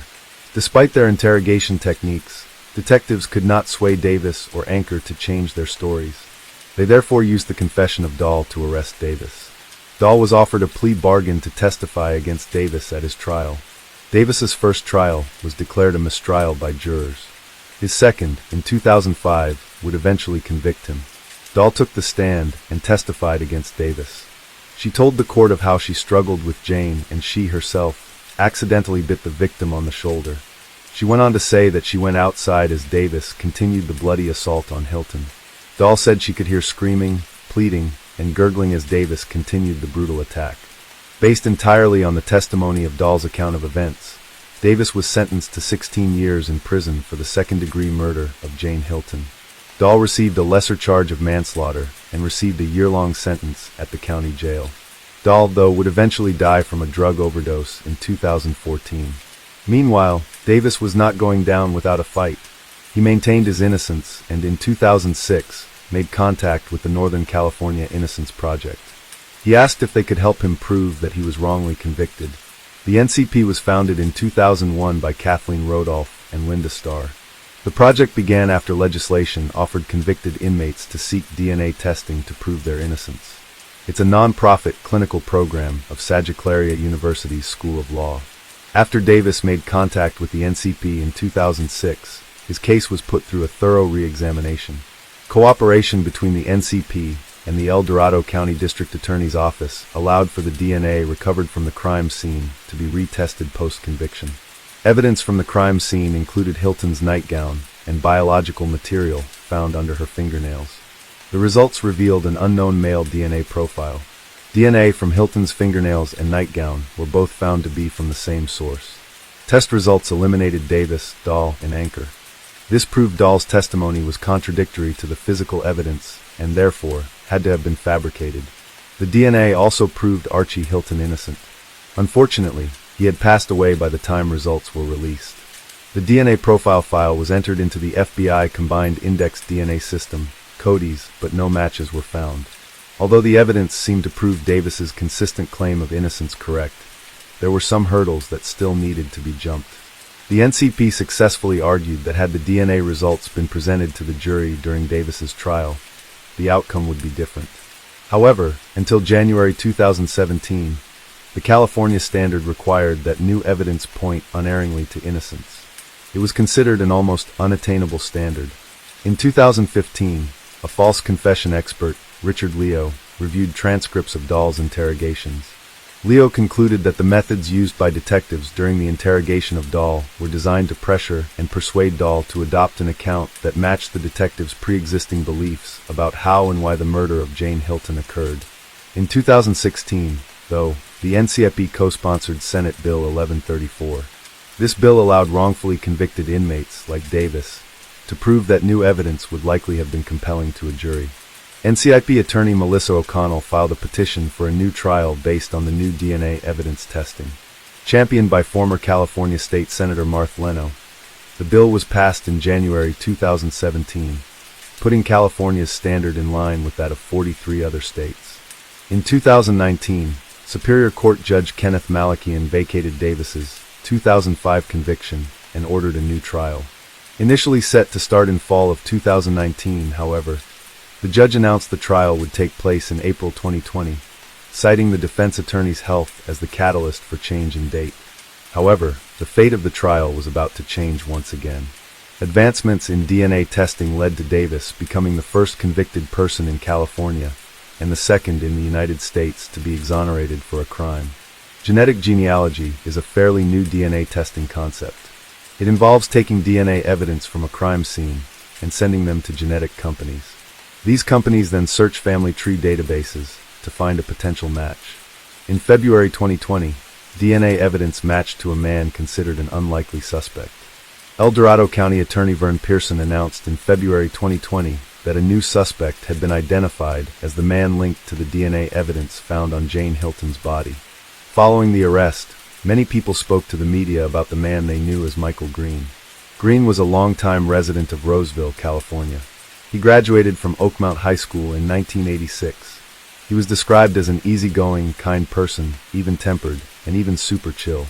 One classmate, who wanted to remain anonymous, could not understand why Green would go to El Dorado Hills and brutally murder a woman. According to reports, Green was 17 years old at the time of Hilton's murder. On the night of July 6, 1985, the victim's daughter Autumn met Green and two of his friends, Calvin and Stephen. They hung out together at the park when Autumn decided to go home and have a shower before returning. Allegedly, Autumn told her mother she was going to another friend's house for the evening. Instead, she returned to the park to join the boys. What happened next is pure speculation. Investigators believe that during this time, Green broke into the house and was confronted by Jane. In a struggle to get away, Green may have attacked her in a frenzy. Following the attack, Jane's body was discovered by Davis, Dahl, and Autumn when they returned home. Green had no criminal convictions either before or after the murder. It seems he'd led a normal life until DNA linked him to the gruesome crime. The other two boys who were with Green were tracked down shortly after his arrest. Calvin, unfortunately, had died some time ago. Stephen, however, was found and interviewed after the arrest. He was being treated as a witness and not a participant. Green was arrested on February 11, 2020. Since Green was a teenager at the time of the murder, he made his first appearance at the juvenile court on February 19, 2020. District Attorney Vern Pearson said that, procedurally, the court has to go through some steps on the juvenile side of it. Following this, Green was granted the transfer so that he could be tried as an adult. He waited 2.5 years before he would be tried in court. Green pleaded no contest on July 29, 2022. This plea means Green gave up his right to a jury trial. A jury trial meant he was to face a charge of first-degree murder. He also gave up his chance to challenge the plea or the consequences of his decision. His sentencing date was set for September 27, 2022, to be presided over by Judge Suzanne Kingsbury. At sentencing, Dr. Elizabeth Kaufman, a professor in psychological science education, was called in on educational capacity to explain to the court the development of an adolescent. Kaufman's research explained the varying development needs of adolescents with regard to emotional and cognitive development. The late adolescent stage allowed an individual to understand right from wrong, yet at the same time, they're also functioning under diminished capacity for impulse control. The defense called several witnesses from Green's childhood, some who even maintained relationships with him into adulthood. Each witness was asked if their opinion had changed of him since the knowledge of his confession. All witnesses agreed they'd been shocked to discover that he was responsible for the murder of Hilton. Individuals who knew him in varying capacities described him as jovial, popular, funny, and loving. These words were used to describe him before and after the murder. Green's ex-wife, Karen Green, said after witness statements were given, each of Jane Hilton's children presented their victim impact statements. They all described the unforgivable loss that Green inflicted upon their family. The court listened to her description of the feeling of gathering her mother's belongings from the house in which she was killed. Ardith finished with a powerful declaration. Hilton's son Ian echoed his sister's sentiments. He went on to explain the uncertainty the family faced and the recurring nightmares they suffered, especially after the crooked finger of blame was pointed at his own sister, Autumn. He broke down in tears as he ended with an almost inaudible remark. Autumn was the last to speak. Her statement showed true agony as she recounted the cloud of suspicions she'd lived under for the last 2 decades. Recounting the day 2 crew-cut, thick-mustached detectives came into her house telling her they found the people responsible for her mother's death. She was then repeatedly accused of biting her mother and helping move her body from the floor to the bed. Autumn went on to say that if she hadn't said the word lawyer at that point, she did not know how much further the intimidation tactics of the investigators could have gone. Afterwards, Deputy District Attorney Jay Linden read a statement on behalf of the family. In the statement, he asked Green what made him end Jane's life in such a brutal manner. "You beat her. She had numerous wounds around her head and face. By your own words, you kicked her jaw. You bit her on the shoulder. Why was that?" Linden continued to read the statement that expressed how Green didn't just murder Jane. He destroyed numerous lives in the process. Linden then asked Green if he'd given any thought about Jane and who she was. He pointed out her achievements and the love she had for each of her children. In closing arguments, Margaret Husher, Green's defense attorney, stressed the idea that he was unable to stop himself. She emphasized that he did not know what he was doing was wrong as he was an adolescent at the time. This argument was based on the testimony of expert witness Dr. Kaufman. She asked that the court show mercy as she read off the multiple penal codes and rules of the court. Judge Kingsbury interjected by saying, "The court is not going to put him on probation," effectively ending any further comment from the defense. In response, Linden thanked the court and said the application for probation was offensive. He said it was a smack to this family who had endured this for decades. Linden stated that he already got away with murder for 37 years. Placing him on probation allowed him to get away with more. Judge Kingsbury said she had heard a multitude of arguments about murder cases surrounding adolescent development. She remarked that after her 26 years on the bench, Jane Hilton's murder was by far the most brutal. Before passing her sentence, Kingsbury asked the family for their forgiveness for the trauma they had suffered, although she was not originally assigned the case. She also hoped they would heal from the pain, as it would have been their mother's wish. Kingsbury then encouraged Green to use all resources at his disposal in the California Department of Rehabilitation. "You're the key to the questions these people have. Doing that could ultimately help you with your outcome as it relates to parole," said Kingsbury. In closing, Kingsbury pointed out that she had heard from his friends that there's a great side to him and that he has much to offer. She also said he was young enough to be released and live a productive life. Green was sentenced to 15 years to life and remaindered to the El Dorado County Jail. He will then be transferred to the California Department of Rehabilitation. Restitution will be decided after further consideration by the court. Davis was released on February 13, 2020, and planned to celebrate over pizza with his family. His lawyer, Melissa O'Connell, said he will be entitled to more than $750,000 in state compensation for the wrongful conviction. Although the amount was high enough for him to re-enter society and start afresh, O'Connell said it could not make up for the years of freedom that he lost. Davis went on to sue the state for damages covering the period from May 21, 2002 to February 13, 2020 for a whopping $18 million. The lawsuit names El Dorado County as well as former detectives Richard Strasser, Rick Fitzgerald, Bill Wilson, who's deceased and being sued through his estate, and Larry Hennig. Sheriff's Office pathologist Dr. Robert Anthony has also been included in the complaint. The Village Life newspaper reported that Davis was homeless after being released. The lawsuit is still pending as of 2022. In September 2022, California passed Assembly Bill 2644. This bill would, commencing January 1, 2024, prohibit law enforcement officers from employing threats, physical harm, deception, or psychological manipulative interrogation tactics, as specified during a custodial interrogation of a person 17 years of age or younger. The bill faced opposition, but District Attorney Van Pearson is urging all law enforcement to stop using intimidation tactics. Pearson stated that 10 years ago, he would have viewed the methods used to get a confession differently. However, after seeing the true impact it can have, he believed there is room for change. This also comes after research points to deceptive tactics being used for years by law enforcement that will presume guilt and focus on getting a confession rather than getting the full story. The The district attorney is implementing this new policy in his office and is urging other district attorneys to do the same. El Dorado County DA's office will now reject any case where the primary evidence is a confession obtained using threats, lies, or psychological manipulation interrogation tactics. These measures are to ensure that no one is ever again convicted based on a coerced false confession, like the case of Ricky Davis. Pearson personally apologized to all involved in the miscarriage of justice caused by the tactics used by then investigators into the brutal 1985 murder of Jane Hilton. After 37 years, the right man is finally facing justice. Yet the lives of so many were left broken by mistakes and false accusations. For Jane Hilton's family, hopefully they can now pick up the pieces after being divided over the innocence of their own sister, Autumn. Ricky Davis can never regain the liberty he lost, and Michael Green destroyed not only the lives of the victim's family and friends, but the lives that he touched in the years before and after the murder. What are your thoughts on today's case? Did Michael Green deserve the sentence he received? Does this clean record, minus the murder, make him innocent of intentional murder? How could he let an innocent man take the blame for his actions? Can Ricky Davis ever get his life back on track even when he does receive compensation? And why is it taking so long? The case of Matthew Winkler, Secrets of a Religious Family. Sometimes the most horrible and unpredictable crimes are committed in seemingly perfect families.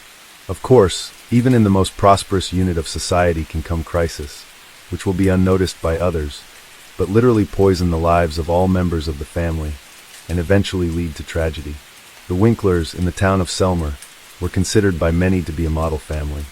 The young pastor, his wife, and their 3 daughters looked happy, had everything they needed for a comfortable life, were healthy and successful, but in a quiet pool, as they say. In this case, many questions remained unanswered because we heard only one version of what happened, and the story itself became the subject of the book, Sex and Murder, Secrets of a Pastor. March 22, 2006, the small town of Selmer, Tennessee shook the terrible news. A 31-year-old pastor named Matthew Winkler was brutally murdered in his own home, and his wife Mary and their 3 daughters, 8-year-old Patricia, 6-year-old Maria Eliza, and 1-year-old Brianna disappeared without a trace. That day, the preacher of the Church of Christ did not show up for the evening service where he was supposed to attend with his family. This circumstance seemed strange and suspicious because Matthew was always very responsible and could not miss the planned event without informing anyone. None of the family members also answered the phone, which was even more disturbing. Alarmed community members decided to go to the Winklers' residence to find out what had happened and if they needed help. From the outside, the house looked normal, the windows and doors were intact, and nothing suspicious was visible. Inside, there were lights on in several rooms, and they could hear a television playing quite loudly in one of the rooms. It gave the impression that the owners of the house were busy doing their own thing. The front door was locked, but no one answered the knock. Phone calls also went unanswered, and through the curtained windows, it was impossible to see what was going on inside or if anyone was there. However, even though the whole situation was quite strange, no one was in a hurry to call the police. Instead, a call was made to an elder of the religious community, who advised them to look for a spare key and open the door themselves. It took another hour and a half, and when members of the community were finally able to get inside the house, they found an eerie scene. Everything in the house was in its place. There was no sign of intruders, but the owners were nowhere to be seen either. Everything seemed normal until the visitors looked into the marital bedroom. There on the floor, in a pool of his own blood, lay the pastor's body. There was a huge hole in his back from a gunshot wound, blood spattered everywhere, and bloody foam dried on his face. By then, the body had already cooled and stiffened. It was obvious that Matthew had been lying there for many hours, and had probably been killed in the morning, because he was dressed in his pajamas. It was only after this that a call was made to the police. By the time the police arrived, a whole crowd of neighbors, churchgoers, and casual passers-by had gathered in and around the house, interested in what was going on. All of these people had left their fingerprints at the crime scene. They left their fingerprints and shoe prints, erased or trampled possible evidence, greatly complicating the work of investigators. The police took the body for forensic examination and found that the pastor was killed by a single shot in the back, fired from a large caliber weapon. He died a few minutes after the wound, from massive blood loss, unable to call for help. It was simply impossible to establish definitively whether there were any strangers in the house at that time, because the people who had arrived before the police arrived had literally destroyed all traces of them. The picture of the crime was quite strange, and those who could shed any light on what happened disappeared. The fate of the wife and daughters of the murdered man remained unknown. The police assumed that the woman and children could have been kidnapped or also killed. By the way, the family minivan Winklers also disappeared from the garage. A massive search was launched, and the state issued a yellow alert. This meant that children were missing, and all citizens were asked to be vigilant and assist in the search. But let's break this whole story down from the beginning. Matthew Bryan Winkler was born in 1974, November 21st, in the picturesque country town of Henderson, Tennessee, and was the youngest of 3 sons of Dan and Diane Winkler. Our hero and his 2 older brothers, James and Daniel, grew up in a rather conservative Christian family. Their parents were very religious and brought up their sons in strictness and obedience. It is worth noting that Matthew became a minister of the church in the 5th generation. His father, great-uncle Michael, grandfather Wendell, great-grandfather Merlin Winkler, and great-great-grandfather Merlin Paul Winkler Sr. were all preachers of the gospel at one time. The father, to top it all off, ran the local preacher's school and was a man respected and influential in his hometown. In their younger years, the Winkler brothers attended Sunday school and were active in church activities. In addition, Matthew in high school was seriously interested in soccer, and everyone who saw his game on the field noted that he had talent and he could well become an outstanding athlete of world renown. However, later the young man decided to sacrifice a promising sports career in favor of Bible study and church ministry. Since the preaching activity of the head of the family was associated with frequent travel, his wife and children almost always followed him. Because of this, Matthew changed several schools in his childhood, but the active, communicative, and friendly child quickly made friends and gained authority everywhere. When the boy finished school, his family lived in a small city called Austin, located in the state of Texas. Matthew was a creative person, had a powerful charisma, but here are some outstanding achievements in studies could not boast. After graduating from high school, he entered the college Fried Hardeman and successfully completed it. In parallel, the young man began to try his hand as a pastor, under the careful guidance of his father. Matthew was the youth minister of the Central Church of Christ in the city of McMinnville. He was later appointed to the preaching position at the 4th Street Church of Christ in Selmer, Tennessee. Mary Carol Winkler, maiden name Freeman, was born in December 1973 in Geist Township, Tennessee, and was the oldest of 2 daughters to her parents. She was also raised in a deeply religious family with strict rules. The head of the family for many years served as a pastor in the Christian church, where the girl attended Sunday school. A few years later, a second daughter was born to the family and named Patricia. Unfortunately, the girl was born prematurely and had a number of serious health problems, including cerebral palsy, encephalitis, epilepsy, and mental retardation. For many years, the parents did not want to put up with the disappointing diagnoses of the child and desperately tried to treat her, agreeing even to experimental therapy. However, it did not bring any particular improvement. Mary tenderly loved her little sister, always treated her with awe, and cared for her as best she could. But in 1987, when 10-year-old Patricia was bathing in the bathtub, her older sister was only a minute away to take something from the bathing accessories, and at that very moment, the girl had another epileptic seizure. When Mary returned to the room, her sister was no longer breathing, and all attempts to resuscitate her had come to nothing.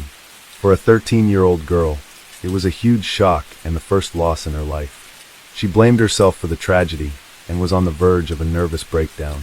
Teachers who saw the deplorable state of Mary sent her to the school psychologist, working with whom she helped. But her father, learning about what was happening, made a scandal and forbade his daughter to go to these sessions, saying that such problems are discussed only within the family. In fact, the girl never received real moral support from her parents. Mary grew up modest and quite shy. She tried to avoid any conflicts, and after the tragic death of her little sister, she became withdrawn. Since her father did not allow her to seek help from a specialist, the trauma over the years has resulted in serious psychological problems. After the death of Patricia, the parents decided to adopt a little girl named Charlotte, who was from a dysfunctional large family.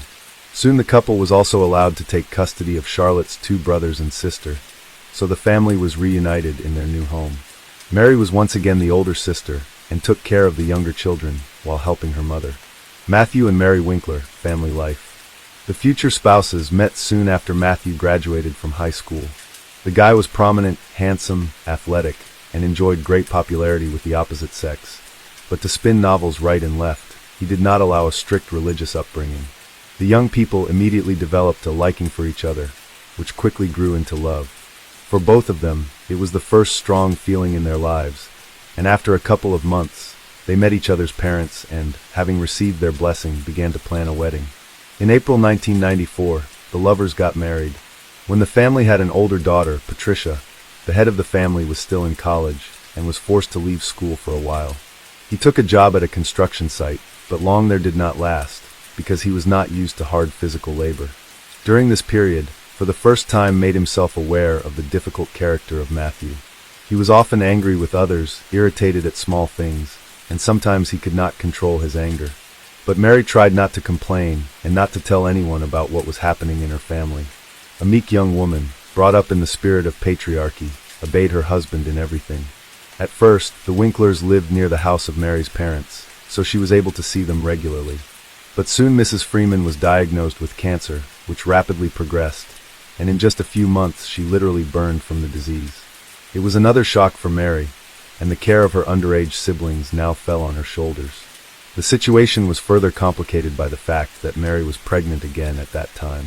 But soon after the birth of their second daughter, the family moved to another city, where they bought their own small house.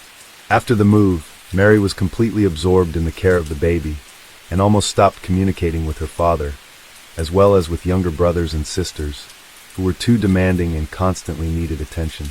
In addition, the young mother began to suffer from severe postpartum depression. Everyone who was closely acquainted with the family Winkler noted some oddities in the character and behavior of Mary. The young woman was characterized as and even sociophobic. She did not communicate with anyone. It was difficult for her to make new acquaintances, much less friendships. She suffered from mood swings, was prone to melancholy, and any little thing could bring her to tears. While Matthew was building his career as a pastor, his wife became increasingly withdrawn. The situation became even more complicated when Mary once again became pregnant, and a few months later she learned that the fetus had died in her womb. Such news strongly shook Mary, who was looking forward to the appearance of this child, and very much dreamed of a large, friendly family. Again, to see the long-awaited 2 stripes on the pregnancy test, she could only 2 years later, and her happiness was unbounded. This time Mary hid her pregnancy for a long time, as if afraid of something. She did so until her situation became obvious. Once again, everyone began to talk about Mary's strange behavior and pathological reticence. The strange behavior of Mrs. Winkler was associated not only with a severe psychological trauma she suffered in childhood, but also with a very unhealthy environment within her own family, which only undermined her already unstable nervous system. The head of the family was a man of authority and demanded unconditional obedience. Despite the fact that in public the Winklers looked like an ideal married couple, where there was trust, mutual respect, and harmony, in reality their neighbors have repeatedly heard how the husband shouted and snapped at his wife for no apparent reason. No one could even imagine that a respected pastor could raise a hand on his wife until one day Mary had a huge black eye. Despite the fact that she denied the fact of domestic violence and said that it was an accident, the city quickly spread rumors about the cruelty of a young preacher who beats the mother of his children. In addition, Matthew at some point developed an irresistible urge to experiment in bed. He offered his wife to diversify their intimate life with role-playing games, adult toys, and so on. But for Mary, brought up in strictness with conservative views, such was unacceptable. She strongly restricted her husband in this, which infuriated him, and he repeatedly tried to get what he wanted by force. One day after another abuse in bed, Mary called her only close friend in tears and complained to her about the situation. The friend, who promised to keep her secret, immediately blabbed about everything, which provoked a new wave of rumors and gossip about the unacceptable behavior of the clergyman. At that time, Matthew was up for promotion and aspired to be a local church leader, but he was rejected because of rapidly spreading unpleasant rumors about him. Moreover, he was also removed from his position in the Sunday school, where he had brought God's word to the children and was in good standing. This was requested by the parents, who had also heard about the pastor's peculiar predilections. All this forced the family to leave their residence and move to another city where they planned to start over. They settled in Selmer, where they quickly gained the love and respect of those around them. Matthew took a job as a church pastor again, and his wife found a part-time job to make a small contribution to the family income. And although the family was still not smooth, their neighbors, as well as the congregation of the church where Matthew preached, considered Mary and Matthew an ideal couple and their family a model. Next door to the Winkler family lived a young married couple, with whom the couple quickly became friends. They often visited each other, celebrated holidays together, shared news and secrets.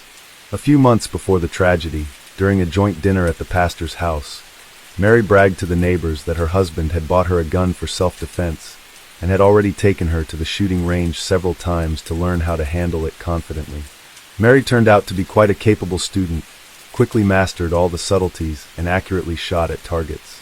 Moreover, it turned out that the Winklers already had firearms in the house, which had been purchased by the pastor earlier, also for self-defense. The guests wondered why the pastor and his wife needed all this, because they live in a quiet town where they have no enemies, and everyone around them loves and respects their family. After another move of the couple, their financial situation left much to be desired. Mary was in search of various part-time jobs, and she also decided to get a medical degree to them, get a job in a clinic, and help sick children. Soon Mary decided to improve the financial condition of their family through financial fraud. She herself later claimed that she did not realize that she was doing something illegal and was going to pay back all the money as soon as she got back on her feet. What Mary was doing is commonly referred to as artificially inflating account balances. Mrs. Winkler also received checks from unspecified sources and then deposited them into a bank account she and her husband owned. She then changed the address of the account so that all communications would be routed there. The total amount of checks she received was almost $17,000, which aroused certain suspicions of the bank employees, who decided to invite the couple to the office branch to clarify the circumstances and resolve the situation. But the pastor and his wife never showed up at the bank, and this aroused even more suspicion.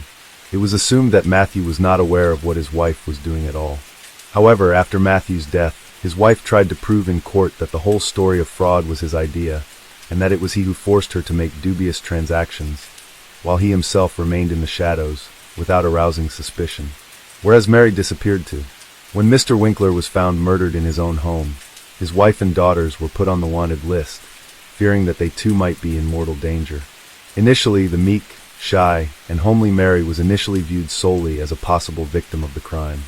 However, after talking to neighbors and receiving information from the bank about financial fraud, she became the main suspect in the murder of her own husband. It was necessary to find out as soon as possible where Mary had disappeared to, where the children were, and if they were all right. They, as well as their family car, were put on the wanted list. Attempts were also made to trace transactions made for Mary's bank card and to locate her location through her cell phone signal.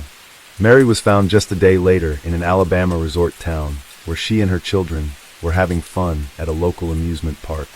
It was as if the mother wanted to give her children one last party, realizing that she would soon be going to prison and would see her girls very soon. When the family was taken to the police station to testify, the two older daughters confidently told the same story. According to them, intruders broke into the house and injured their dad, and their mom picked up a gun to protect them. They were then forced to run for their lives. According to the girls, their father was alive and in the hospital, and they were soon to go and see him and return home. What exactly happened in the house, as it turned out, Patricia and Maria Eliza did not see and learned about the events from the words of their mother. They only heard a gunshot and glimpsed their father lying on the floor, and then their mother put them in the car and they drove away. Mary almost immediately began to confess, but she claimed that she could not reconstruct the entire chain of events of that day, referring to the temporary blur. According to her, her spouse had abused her for years, humiliating her and inducing her to forms of intimacy that were unacceptable to her. Mary insisted that it was he who had initiated the financial scam she had perpetrated. Matthew demanded total obedience, easily lost his temper, and once gave the will of his fists.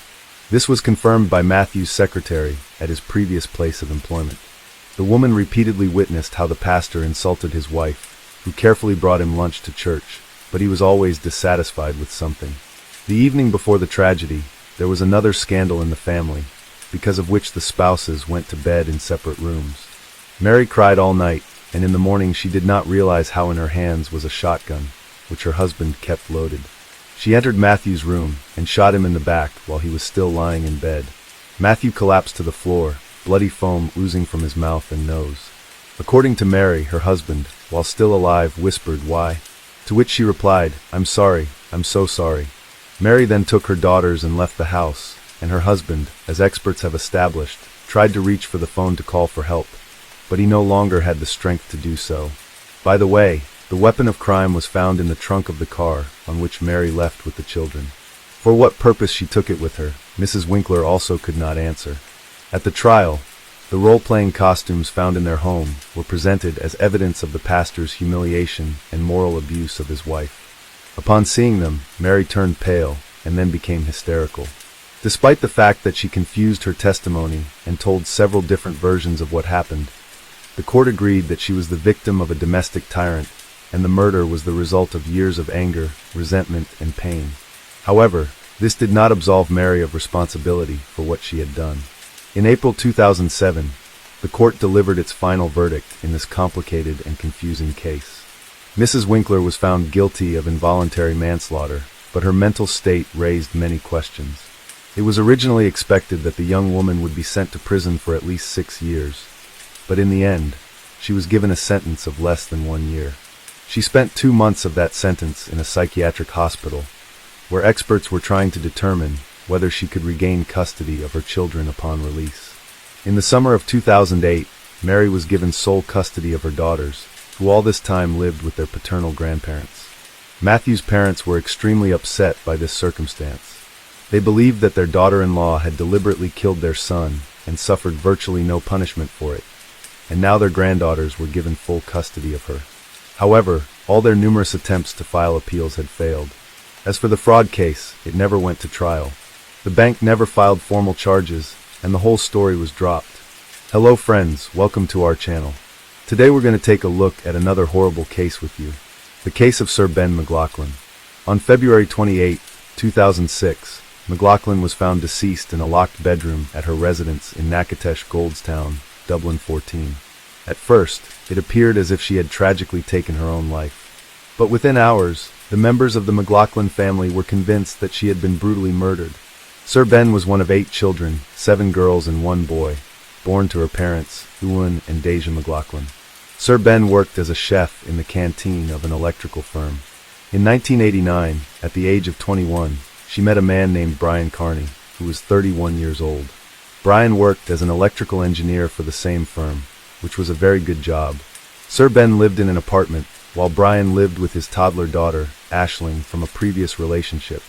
Brian's wife and the mother of his child had passed away from natural causes a few years before Sir Ben and him met. Brian was raising his daughter alone. Eventually, Sir Ben would move in with Brian and his daughter. They renovated this house and then decided to sell it. Sir Ben decided to set up her own catering business, as she had trained at the Shelburne Hotel, and she was ahead of her time when it came to food. She used ingredients that were uncommon in Ireland during the 90s, but would now be considered standard. The era of meat and potatoes had passed. Brian was not only an electrical engineer, but he also owned a music shop called Music City, which he sold in 2005. In 1995, the couple got engaged, but then split up. They did keep in touch with each other over the years, meeting for dinner every few months. While they were separated, Brian never entered into any other relationship, and eventually they reconciled. In January 2002, they got married and Sir Ben was expecting a baby. Their son, Daniel, was born 6 months later. That same year, Brian and Sir Ben traveled to Spain on holidays, with the prospect of buying a boat. But while there, they came across a 200-year-old merchant's mansion on the island of Mallorca in Spain. They bought it and converted it into a boutique hotel. It had 6 luxury bedrooms and a heated outdoor pool. The couple bought the property for €2.5 million and oversaw most of renovations themselves. Sir Ben was a visionary, traveling from place to place, collecting pieces for the hotel, along with her impeccable taste and furnishings. Sir Ben's culinary skills were what would make the hotel a success. The hotel opened in January 2003, and Sir Ben's barbecues quickly became a highlight of guest stays and were popular among the locals. Sir Ben and Brian would regularly travel back and forth between Mallorca and Ireland. However, during the holiday season, which spanned from March to December, Brian would travel back to Ireland more frequently. This meant that Sir Ben was left in charge of running the business in Mallorca, while also raising their son, Daniel. Later, people who knew Sir Ben would say that towards the end, they could see that she was not happy and was exhausted from doing everything. They felt there was an atmosphere of tension when Brian was around. However, because Jovan's family was so large, Sir Ben would frequently receive visits from one or a few of them, and she was very glad to see them. These visits seemed to lift her spirits and put a pep in her step. Sir Ben was very independent, but she also greatly valued the closeness of her family. A few years into owning the property in Spain, Brian and Sir Ben decided to build a new house beside their property in Dublin, hoping to sell the original house and move into the new house or rent out either of the properties. Sir Ben came home to Dublin for the break. In 2006, she consulted a lawyer about legally separating and what she had to do. The solicitor advised her to keep a diary of the goings-on between herself and Brian. She enrolled their son Daniel in a local school and was going to approach Brian about her and their son moving into the new house that was being built next door. While Sir Ben loved what she had built out there, she was very much on her own, overworked, and trying to raise their son with no family around her for support. On the morning of Tuesday, the 28th of February, 2006, it was Brian's birthday. Sir Ben's sister Niamh arrived at Sir Ben's house as usual. While she normally arrived at 9 a.m. to leave her car in the driveway and catch the bus into the city, this morning she did not arrive until 9:30 a.m. As she had her own key, she let herself into the house and found 3-year-old Daniel wandering around on his own downstairs. Niamh then went upstairs to Sir Ben's bedroom door and found it was locked. There was no reply when she called her name. Niamh then called her father and mother and informed them of the situation. When the father arrived, he broke down the door and found Sir Ben lying in the bedroom near the ensuite door. Owen reached down and touched Sir Ben on the head and then the leg and found she was cold. He knew then that his beloved daughter was dead. She was only 38 years old. The key to the bedroom was found on the floor, just inches away from the main bedroom door, and it appeared to have been pushed under.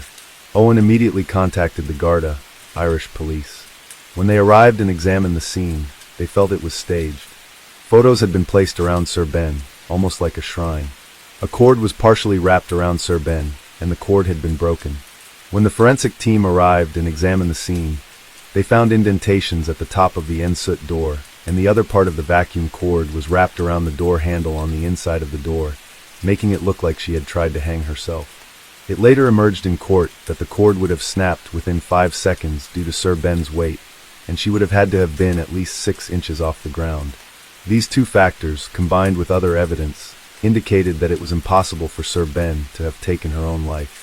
It was also determined that Sir Ben had been dead for a few hours, as rigor mortis had already set in.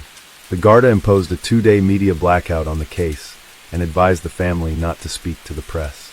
After Sir Ben's killing, it was said that the Garda took this step to try and avoid publicity of the case and to prevent a repeat of what had happened in the Rachel O'Reilly case 18 months earlier, where no charges had yet been brought. The blackout was lifted when Brian's mother-in-law informed him of Sir Ben's passing. The McLaughlin family gathered, united in grief, while Brian received little sympathy, his sister offering consolation. The family referred to Sir Ben by her maiden name, evidently privy to information unknown to others. Brian was extensively questioned. Could he leave, only to be told he had to speak to the detectives first? He also questioned whether they would want the clothes he was wearing, which was strange. Brian was eventually allowed to leave after speaking with the detectives, and he did not hand over the clothes for testing, as he had asked for a specific item of clothing from the back bedroom to change into. The police officers did not want to give him these clothes, so they let him leave with the clothes he was wearing. He went to stay with his parents, along with Daniel. Later that evening, Guardi went to the house to retrieve the clothes he was wearing, and it was discovered that his mother had washed the clothes. Very convenient. On Thursday, March 2nd, 49-year-old Brown was brought in for questioning and detained for 12 hours. Reports indicate he was picked up from his parents' home. After initially agreeing to cooperate with the investigation, he refused to answer any of the questions asked. He was released that evening. Guardi told the press that they were conducting further inquiries, and a file would be prepared for the Director of Public Prosecutions. The Guardi interviewed Siobhan's friends and family, and they discovered that Siobhan was unhappy in her marriage and had visited a solicitor weeks before she died. She had also contacted the Citizens Advice Bureau for advice on separation and dividing assets. The family also revealed that they were suspicious of Brian, and that he was a controlling individual. They provided an example of Siobhan being made to take out the dishes from the dishwasher and being required to wash them by hand because it was too expensive to run the dishwasher. He controlled the money, and she had to get his approval for everything. Siobhan sold her apartment, and Brian moved them to Spain. One of the sisters would say it was his dream to move to Spain, not Siobhan's. Siobhan's life was in Ireland, and she had no one in Spain. It was his way of isolating her from her friends and family. There was also a growing rift between Brian and the McLaughlin family. Brian delayed the funeral by 10 days after asking for a second autopsy. When a death notice was published in the newspaper, the McLaughlin family referred to Siobhan as McLaughlin and not Carney, and never mentioned Brian. Meanwhile, they published a separate notice in a different newspaper. At the funeral on the 11th of March, a picture was placed beside the coffin of Siobhan and her son, but Brian was left out. Additionally, at the funeral, the Carney and McLaughlin families sat separately in the church. They did not look at each other or interact on the day. This is characteristic of Irish people. We do not hesitate to express our genuine feelings about someone. The week after the funeral, the Garda traveled to Spain and conducted a search of the hotel that Siobhan and Brian owned. Furthermore, Brian's mobile data was recovered, and it placed him at the scene of the crime. At the time they believed Siobhan died.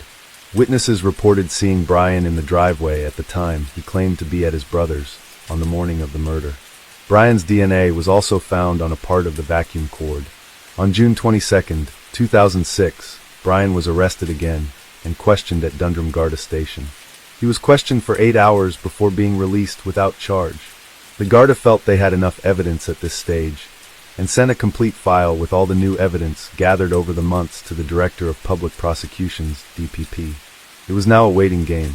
Meanwhile, Brian went to Spain to oversee all the preparations for the hotel's new season opening.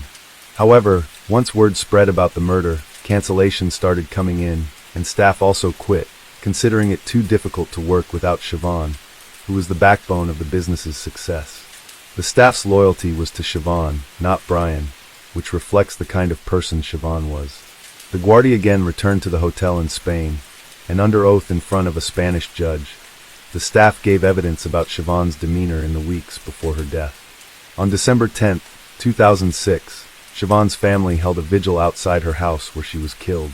Her sister said, Siobhan was the embodiment of fun, life, joy, a terrific mother, and an adorable and hilarious sister and daughter, a true friend, and she will never be forgotten. 200 people turned up at the vigil. They held hands, sang hymns, and held up pictures of Siobhan. In January 2007, the newspapers once again spoke to Guardi's sources, and they said they were confident that an arrest would be made soon. However, the amount of evidence was substantial, and it would take time to go through it. On Tuesday, the 17th of January, 2007, the inquest into Siobhan's death was postponed. The McLaughlin family appealed to the public for fresh information to convict the main suspect, Brian, as the Director of Public Prosecutions announced they needed even more evidence to go for a conviction of murder against Brian. Brian did not attend the short hearing. On May 30, 2007, Kearney was arrested at his home next to his original home with his kids. He was charged with Siobhan's murder, brought to court, and remanded to prison.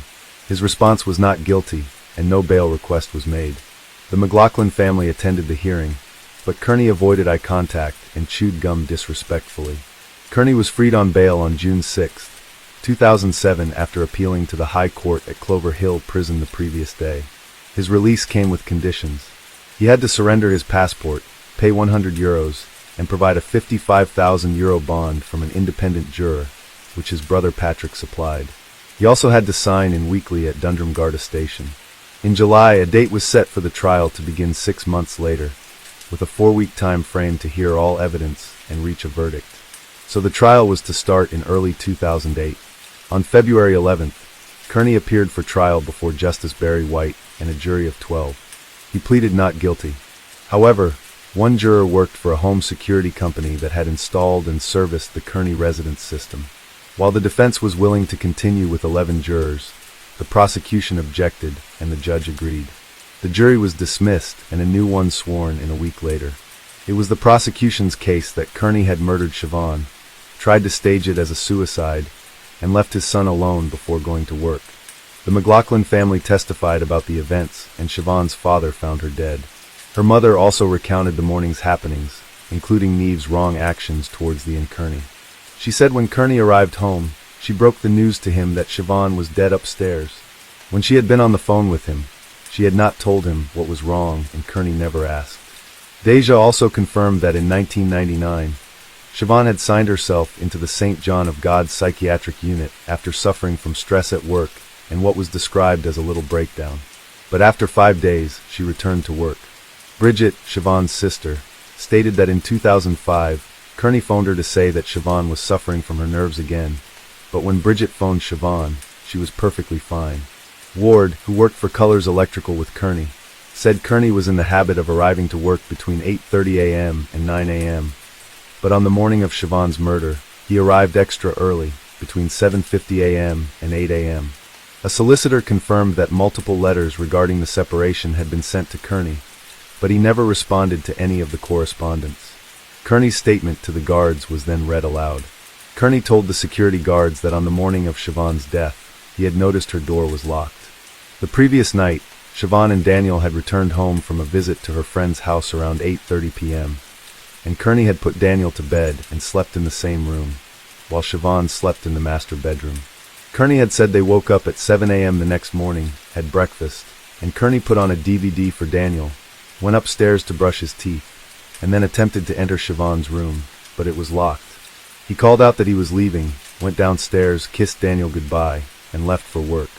The court adjourned when a juror fell ill, but returned the next day. Evidence showed Siobhan couldn't have hanged herself. The pathologist found marks on her neck and chin, 3 larynx fractures, blood, and chin abrasions. She said the neck marks didn't come from hanging, significant force was applied, and Siobhan was assaulted in bed, gripped by the neck, and a ligature used to hasten her death. The security guards reported no signs of forced entry, as the house's windows and doors were in good working condition. The alarm company confirmed that the system was activated at 10:50 p.m. the previous night, and then immediately deactivated, and it was reactivated at 7:37 a.m. the next morning, before being turned off again. A thorough search of the Kearney residence uncovered a diary in the airing cupboard, and the writing inside was confirmed to be Siobhan's by her sister. Siobhan's solicitor had advised her to maintain a diary documenting the events of her marriage to Kearney. Additionally, Siobhan's passport was found wrapped in sheets and clothing in another area, and a €500 note was discovered in a drawer among wrapping paper. A financial forensic agent was next to take the stand. Kearney did own properties in Ireland and had a stake in the electrical business, plus the hotel, but while he was asset rich, he was cash poor. On Monday, the 3rd of March, closing arguments began. The defense were first, and they said the prospect of splitting with Siobhan did not suit Kearney financially. He wanted to sell one of the houses at Knocknashie, but if Siobhan wanted to move into one of them, this would not be an option, and Kearney would have to work out his debt. In some other way, the fact that Siobhan had started to squirrel away money, hide her passport, keep a diary of her relationship with Kearney, and send solicitor letters showed her seriousness about leaving him. Siobhan was looking forward to her future and making plans, which showed that she was not suicidal. The evidence shown by forensics also showed that it was next to impossible that she had taken her own life. Kearney even admitted that he, Siobhan, and their son had been the only ones present that night. The defense recommended caution, as the prosecution had shown no hard evidence, and it was all circumstantial evidence. They said the jury needed to pay attention to what was missing in the case. There was no history of violence, no custody dispute, no alcohol abuse or jealousy. The jury was asked to ignore the emotions of the McLaughlin family when they were giving evidence. It is known that there doesn't have to be outward signs of abuse, as it's the rabbit hole of a course of control, which the family would say there was plenty of. Siobhan was strangled, and she had known Kearney since a very young age. There were no visible signs of physical violence, but there were extreme levels of control, like Kearney telling her to take the dirty dishes out of the dishwasher and hand wash them, because it would cost too much money. When Siobhan finally said she was going to a solicitor, that's when Kearney couldn't cope and he took her life. Coercive control is considered a form of domestic abuse, even if there is no physical violence. This is a growing issue that we are only now starting to address in the 2020s. On the 4th of March, Justice Barry White charged the jury and referred to the victim as Rachel rather than Siobhan in his summing up, which was a terrible mistake. It so happened that at the same time he was overseeing the case of Rachel O'Reilly, and he apologized. It wasn't the first or the last time that both women would be mentioned in each other's trial, as they both had died within 18 months of each other, under similar circumstances. The jury was discharged that evening, and the following evening they came back with the verdict of guilty of murder by a majority verdict of 11-1. The McLaughlins wept and hugged each other as the verdict sunk in. Kearney made no reaction, but his daughter who sat next to him wept, and Kearney took his wedding ring off and took his wallet out and handed them to her. Kearney was sentenced to life there and then, and the McLaughlins asked to give a victim impact statement, but this was denied, which I don't understand why. Kearney was escorted to a van and brought to Whitfield Prison to start his sentence.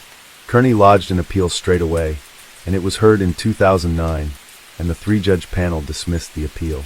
In 2012, Kearney was refused permission to bring his appeal to the Supreme Court. 7 years later, in 2019, Kearney's applications for parole were refused on 2 occasions. Kearney's sister told her local radio news network that the parole board had recommended Kearney for 2 outside prison visits with his family, suggesting they were preparing him for release. However, the parole board will only recommend his release if he admits his guilt, which he has never done. As of 2022, although the Minister for Justice has the final say on any release, Kearney remains incarcerated. In prison, Kearney is a trained counselor to help other inmates with their mental health and works for the organization the Samaritans. He is also trained in first aid. While in prison, he decided to sell the hotel in Spain, but then took it off the market in 2010. The hotel was then run by his brother Patrick and his wife, and it is still open, although it may be under new ownership since then. Kearney said he wanted to keep the hotel in order to facilitate his son's education. The McLaughlin family sought to adopt Daniel, but it's unclear whether they did or how he is doing, which is good, as he deserves some peace, as does his half-sister Aisling. A family with 3 children lived in the house where Siobhan was murdered, but it was up for sale for €1.4 million back in 2008. It's presumed that it has been sold since then. Kearney's daughter did live in the new house while he was still a free man, but there have been no updates on her either. If Kearney decided to sell off all his assets and pay off his debts, he will have a significant amount of money when he gets out, and he may even become a millionaire. The family were considering suing him for Siobhan's chair, at least, if not all, but there are no public details on this. Siobhan's sister Aisling released a statement after Kearney's conviction, saying that while their lives were utterly destroyed by Siobhan's death, Siobhan had now got justice. They are grateful to have known, and had someone as special as Shawnee in their lives, which was their nickname for her. However, they miss her every hour of every day, and the unbearable longing to see her and protect her never leaves them, even though they know it's too late. Hello friends, welcome to our channel. Today we're going to take a look at another horrible case with you, the case of Alicia Ross. A young Canadian woman named Alicia Ross vanished without a trace from her own bedroom in the middle of the night. The police were unable to find either a body or any significant evidence, and as a result, the investigation merely stagnated. The case might have remained unsolved had the criminal not turned himself in to the police. Alicia Ross was born on February 8, 1980, in the Canadian city of Markham, in the province of Ontario. There is no information about her biological parents, but it is known that they gave up their rights to the child, and she was adopted at a few months old by a couple named Marvin and Sharon Ross. Her adoptive parents provided her with love and care, and they did everything to ensure that their daughter had everything she needed and could fully develop her talents.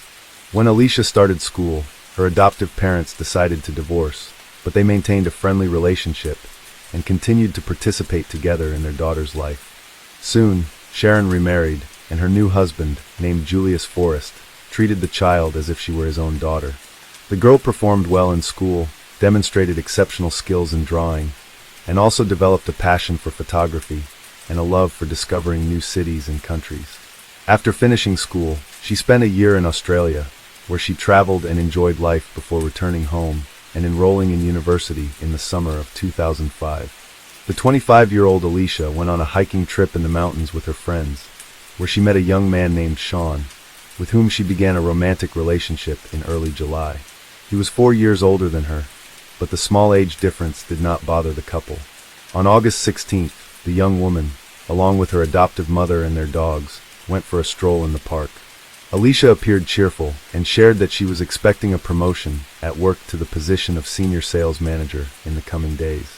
She was very proud, as she had been working hard for a long time, and her efforts were about to be rewarded.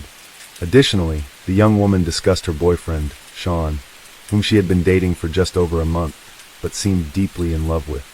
Alicia hoped that this romance could grow into something more meaningful in the future, and expressed a desire to introduce her new boyfriend to her adoptive parents by arranging a family dinner. After her walk in the park, the mother returned home, and her daughter went on a date with her sweetheart. She promised not to be gone long, as she had to get up early for work the next day, where her promotion was to be decided.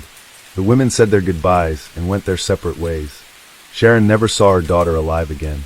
The mysterious disappearance of her own house, that meeting with Sean, is what led to the unsolved case. Alicia invited him to her house, and they had a great time together. Around midnight, the young man went home, and Alicia accompanied him to the door, which served as a second exit from the backyard. They said goodbye with a kiss, and he left, promising to call her as soon as he got home. Around midnight, as promised, Sean called his girlfriend, but she didn't answer the phone. He wasn't overly concerned, thinking Alicia had simply fallen asleep since she had to get up early for work.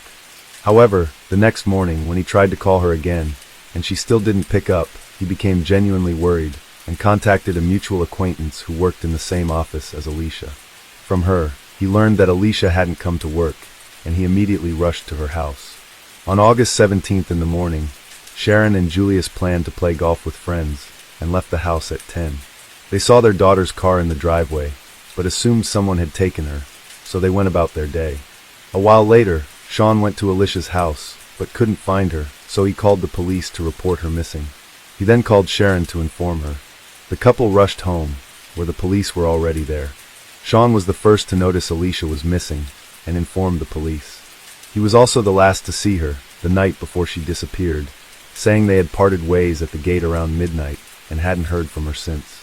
When Sharon and Julius approached the house, law enforcement was already there, inspecting the area, and speaking with Sean, who had called them.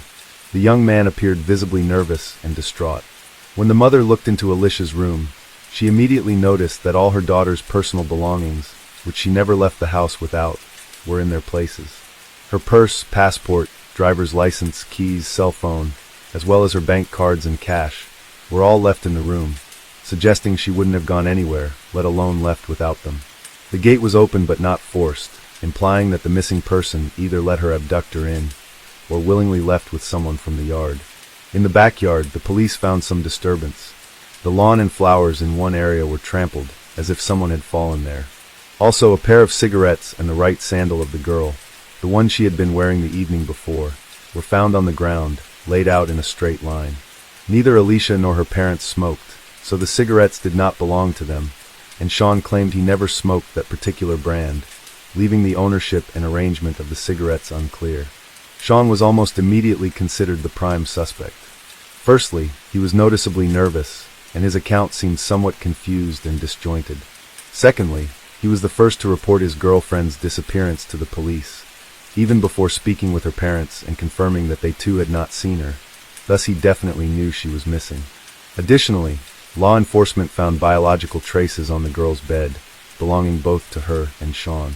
Based on this, the investigation speculated that Alicia might have denied Sean intimacy, and he decided to force her, then trying to cover his tracks, staged her disappearance, which he likely caused by ending her life. When Sean was brought to the police station, questioned, and the investigator's theory presented to him, the young man was shocked. He was distressed to be considered the primary suspect and swore he would never harm his girlfriend, as he loved her. He also acknowledged that they did indeed have intimate moments that evening, but insisted it was consensual. The missing girls also had nothing negative to say about Sean. He had not argued with their daughter, had not mistreated her, and she spoke only positively of him. Their relationship was developing quickly and quite happily, to the extent that Alicia even hoped to have a future with him. Moreover, the parents noted that their daughter had no plans or reasons to leave. She was eagerly awaiting a promotion at her beloved job, and being a responsible person, she would never just leave everything behind. But even if some unforeseen circumstances had arisen, she would certainly have informed her parents, and definitely would not have left without her documents, money, and phone. The police lacked sufficient evidence or grounds to detain Sean, and so, after questioning him at the station, they released him. Nevertheless, law enforcement did not rule him out as a suspect, and continued to monitor the young man. Sean himself appeared dejected and highly distressed. The extensive search effort for the missing woman began the day after her disappearance. Initially, a thorough inspection of the home and yard was conducted, and investigators closely examined the surrounding area and interviewed neighbors. However, no one reported hearing or seeing anything suspicious that night. Law enforcement theorized that the woman disappeared sometime between midnight, when she said goodbye to Sean, and sunrise, a time when the streets are usually quiet and deserted, making it challenging to find witnesses. Alicia's photos were distributed as flyers throughout the city, providing phone numbers for people to report any information about her whereabouts.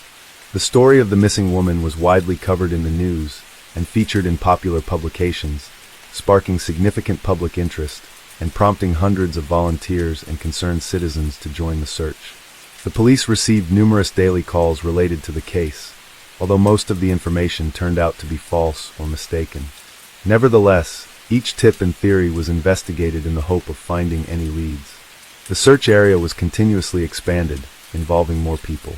Thorough checks were conducted in abandoned buildings, wooded areas, and wastelands.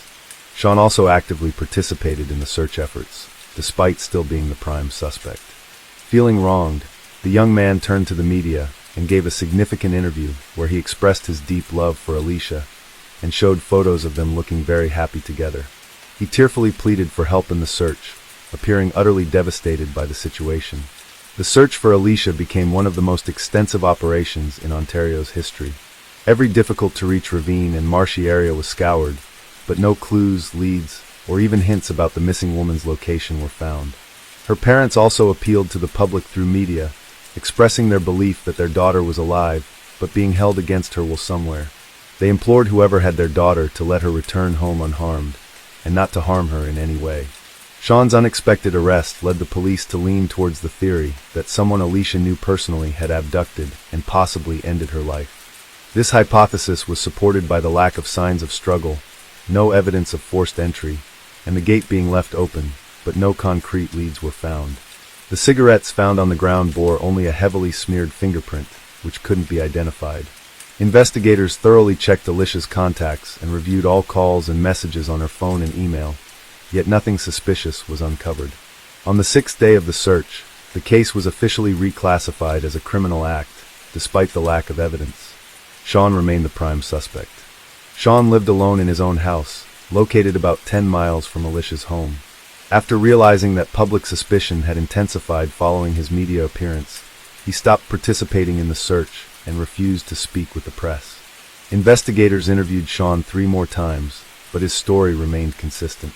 He was then offered a lie detector test, which he refused, convincing the police even more firmly that he was involved in the crime. 2 weeks after the disappearance, Sean was arrested on an unrelated charge. He was taken into custody late at night for driving under the influence and resisting arrest. Speculations arose that he was attempting to drown his guilt in alcohol. Following Sean's arrest, Alicia's parents gave another interview, sharing that they had not personally known the young man and only knew about him through their daughter's accounts. They believed she was happy, but now they considered the possibility that their daughter might have withheld certain details to avoid upsetting them, though she had planned to introduce her boyfriend to her family soon. Police interviewed Sean's neighbors to determine if they had noticed anything unusual recently, such as him disposing of large trash bags, behaving suspiciously, leaving unexpectedly, or cleaning his car. However, no significant information emerged from these inquiries. Detectives were left hoping that Sean might eventually confess to everything. About a month after Alicia's disappearance, the media attention surrounding her case began to fade. The search continued, but it was no longer prominently featured in newspapers or news broadcasts, and the investigation seemed to have reached a dead end. The only option left for law enforcement was to keep pressuring Sean, hoping he would eventually confess to the crime. Then, a completely unexpected development occurred in the case on September 20th, 2005, more than a month after Alicia's disappearance. 31-year-old Daniel Sylvester, a local resident, called the police and confessed to ending the girl's life, revealing where he had hidden her body. It's important to note that this man had not been under suspicion previously, and the police had not considered him at all during their initial investigation.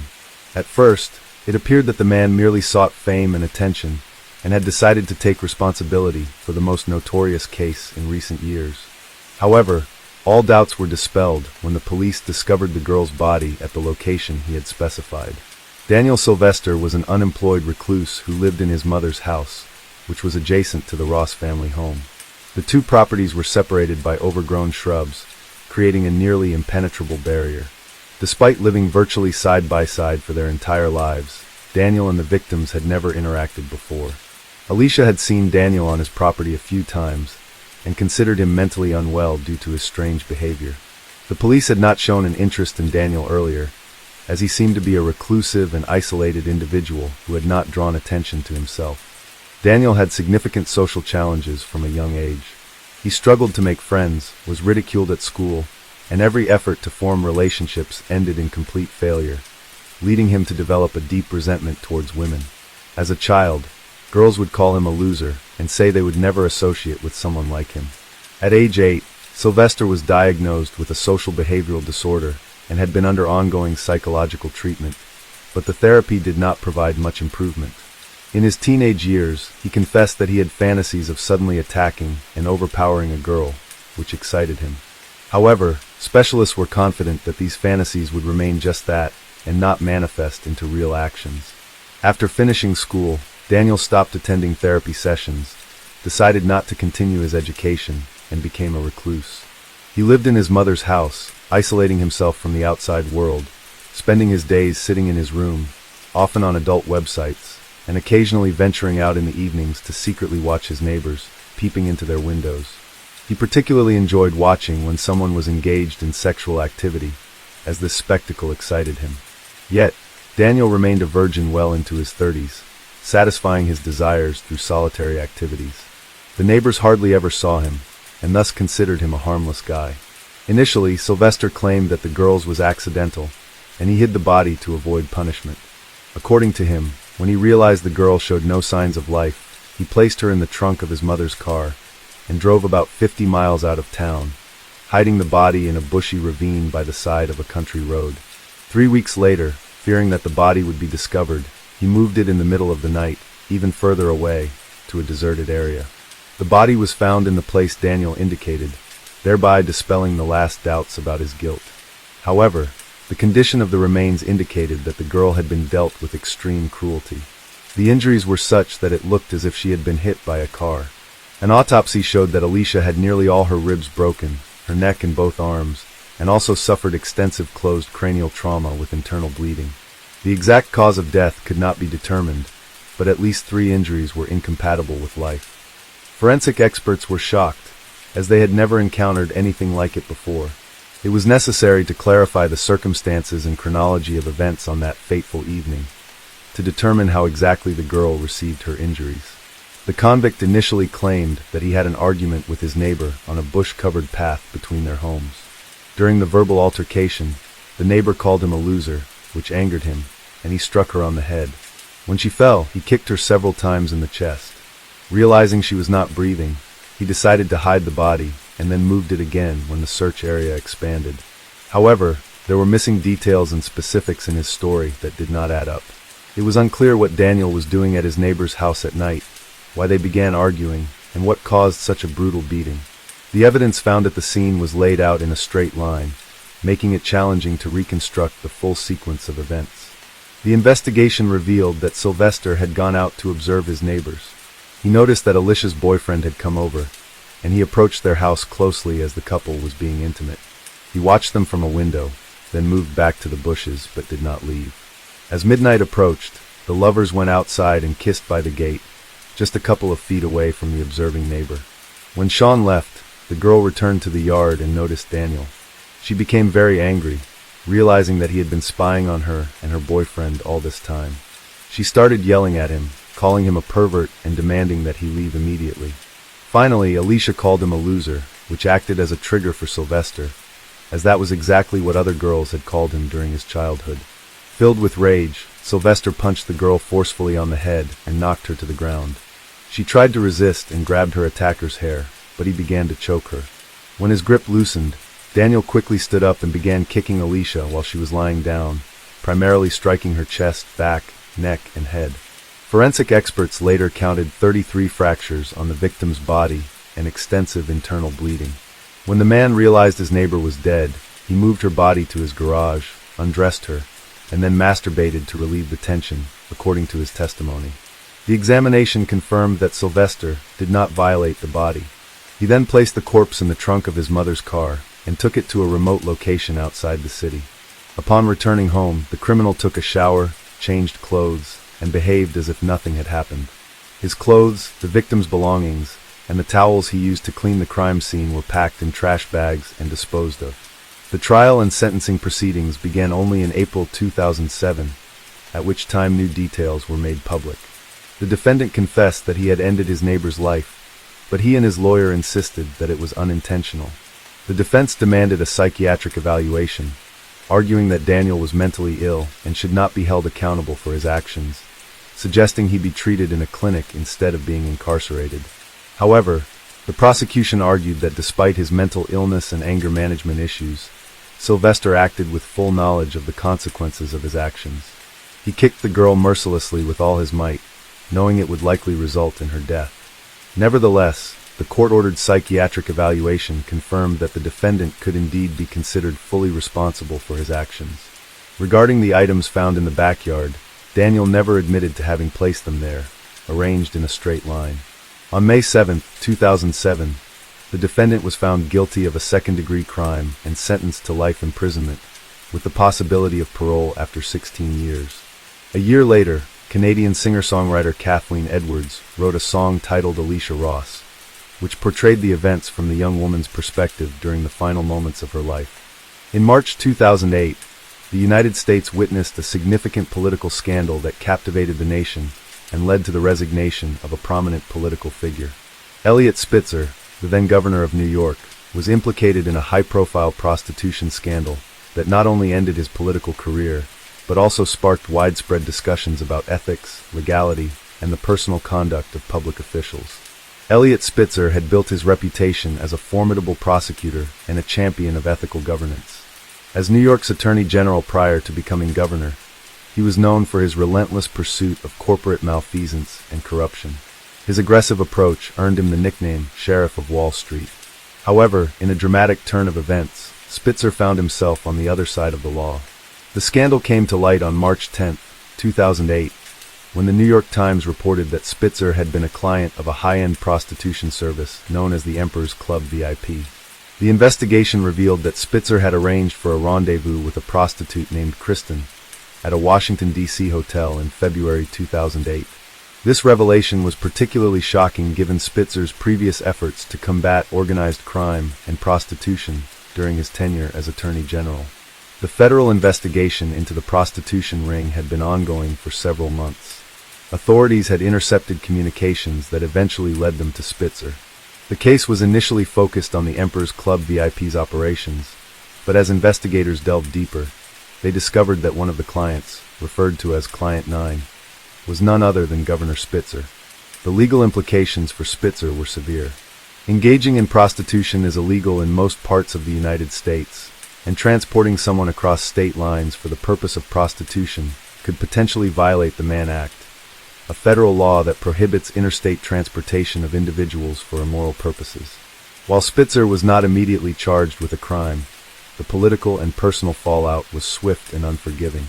On March 12, 2008, facing mounting pressure from political allies and adversaries alike, Spitzer announced his resignation as governor of New York, effective March 17. In his resignation speech, he stated, "I cannot allow my private failings to disrupt the people's work." His departure marked a stunning downfall for a man who had once been considered a rising star in the Democratic Party. The Spitzer scandal had far-reaching consequences. It reignited debates about the private lives of public officials and the extent to which personal misconduct should impact one's ability to serve in public office. Some argued that personal indiscretions, while regrettable, should be separated from professional capabilities. Others contended that such actions reflect a lack of judgment and integrity, rendering one unfit for public service. Moreover, the case highlighted the pervasive issue of prostitution and the complexities involved in its regulation and enforcement. It underscored the challenges law enforcement faces in addressing such clandestine activities, especially when they involve high-profile individuals. In the aftermath, Spitzer attempted to rebuild his life and career. He made several media appearances and even ran for New York City Comptroller in 2013, though he was unsuccessful. The scandal remained a defining moment in his life, serving as a cautionary tale about the perils of personal misconduct and the fragility of public trust. The Elliot Spitzer scandal of March 2008 serves as a poignant reminder of the high standards to which public officials are held and the swift consequences that can arise from personal failings. It also reflects the broader societal challenges in balancing personal privacy with public accountability, a debate that continues to resonate in political discourse today. The fallout from Elliot Spitzer's scandal in March 2008 was swift and merciless. The once revered politician, who had built his career on prosecuting corruption and holding others accountable, now found himself in the very crosshairs of public and legal scrutiny. As media outlets dissected every detail of his involvement with the Emperor's Club VIP, the story took on a life of its own, fueling a national conversation about power, privilege, and the double standards in law enforcement. Federal authorities had stumbled upon Spitzer's name while investigating the high-end prostitution ring's finances. The operation involved women charging thousands of dollars per hour, and its clientele included powerful businessmen, celebrities, and politicians. Law enforcement had been tracking financial transactions that seemed suspicious, large wire transfers structured in a way that suggested attempts to avoid detection. These payments were eventually traced back to Spitzer, leading to the realization that the New York governor was a frequent client. For Spitzer, the revelations were damning.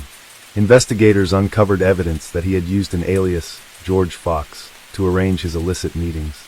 On February 13, 2008, he had booked a hotel room at the Mayflower Hotel in Washington, D.C., and arranged for a woman identified as Kristen to meet him there.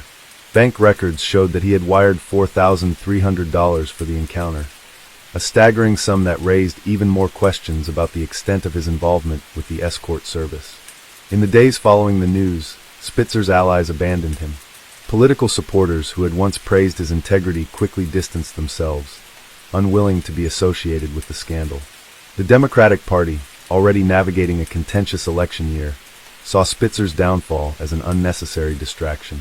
Prominent figures, including then-Senator Hillary Clinton and presidential candidate Barack Obama, declined to comment in detail, though behind closed doors, discussions were reportedly tense about how this would impact the party's image. Meanwhile, the public's reaction was a mixture of outrage, disappointment, and morbid fascination.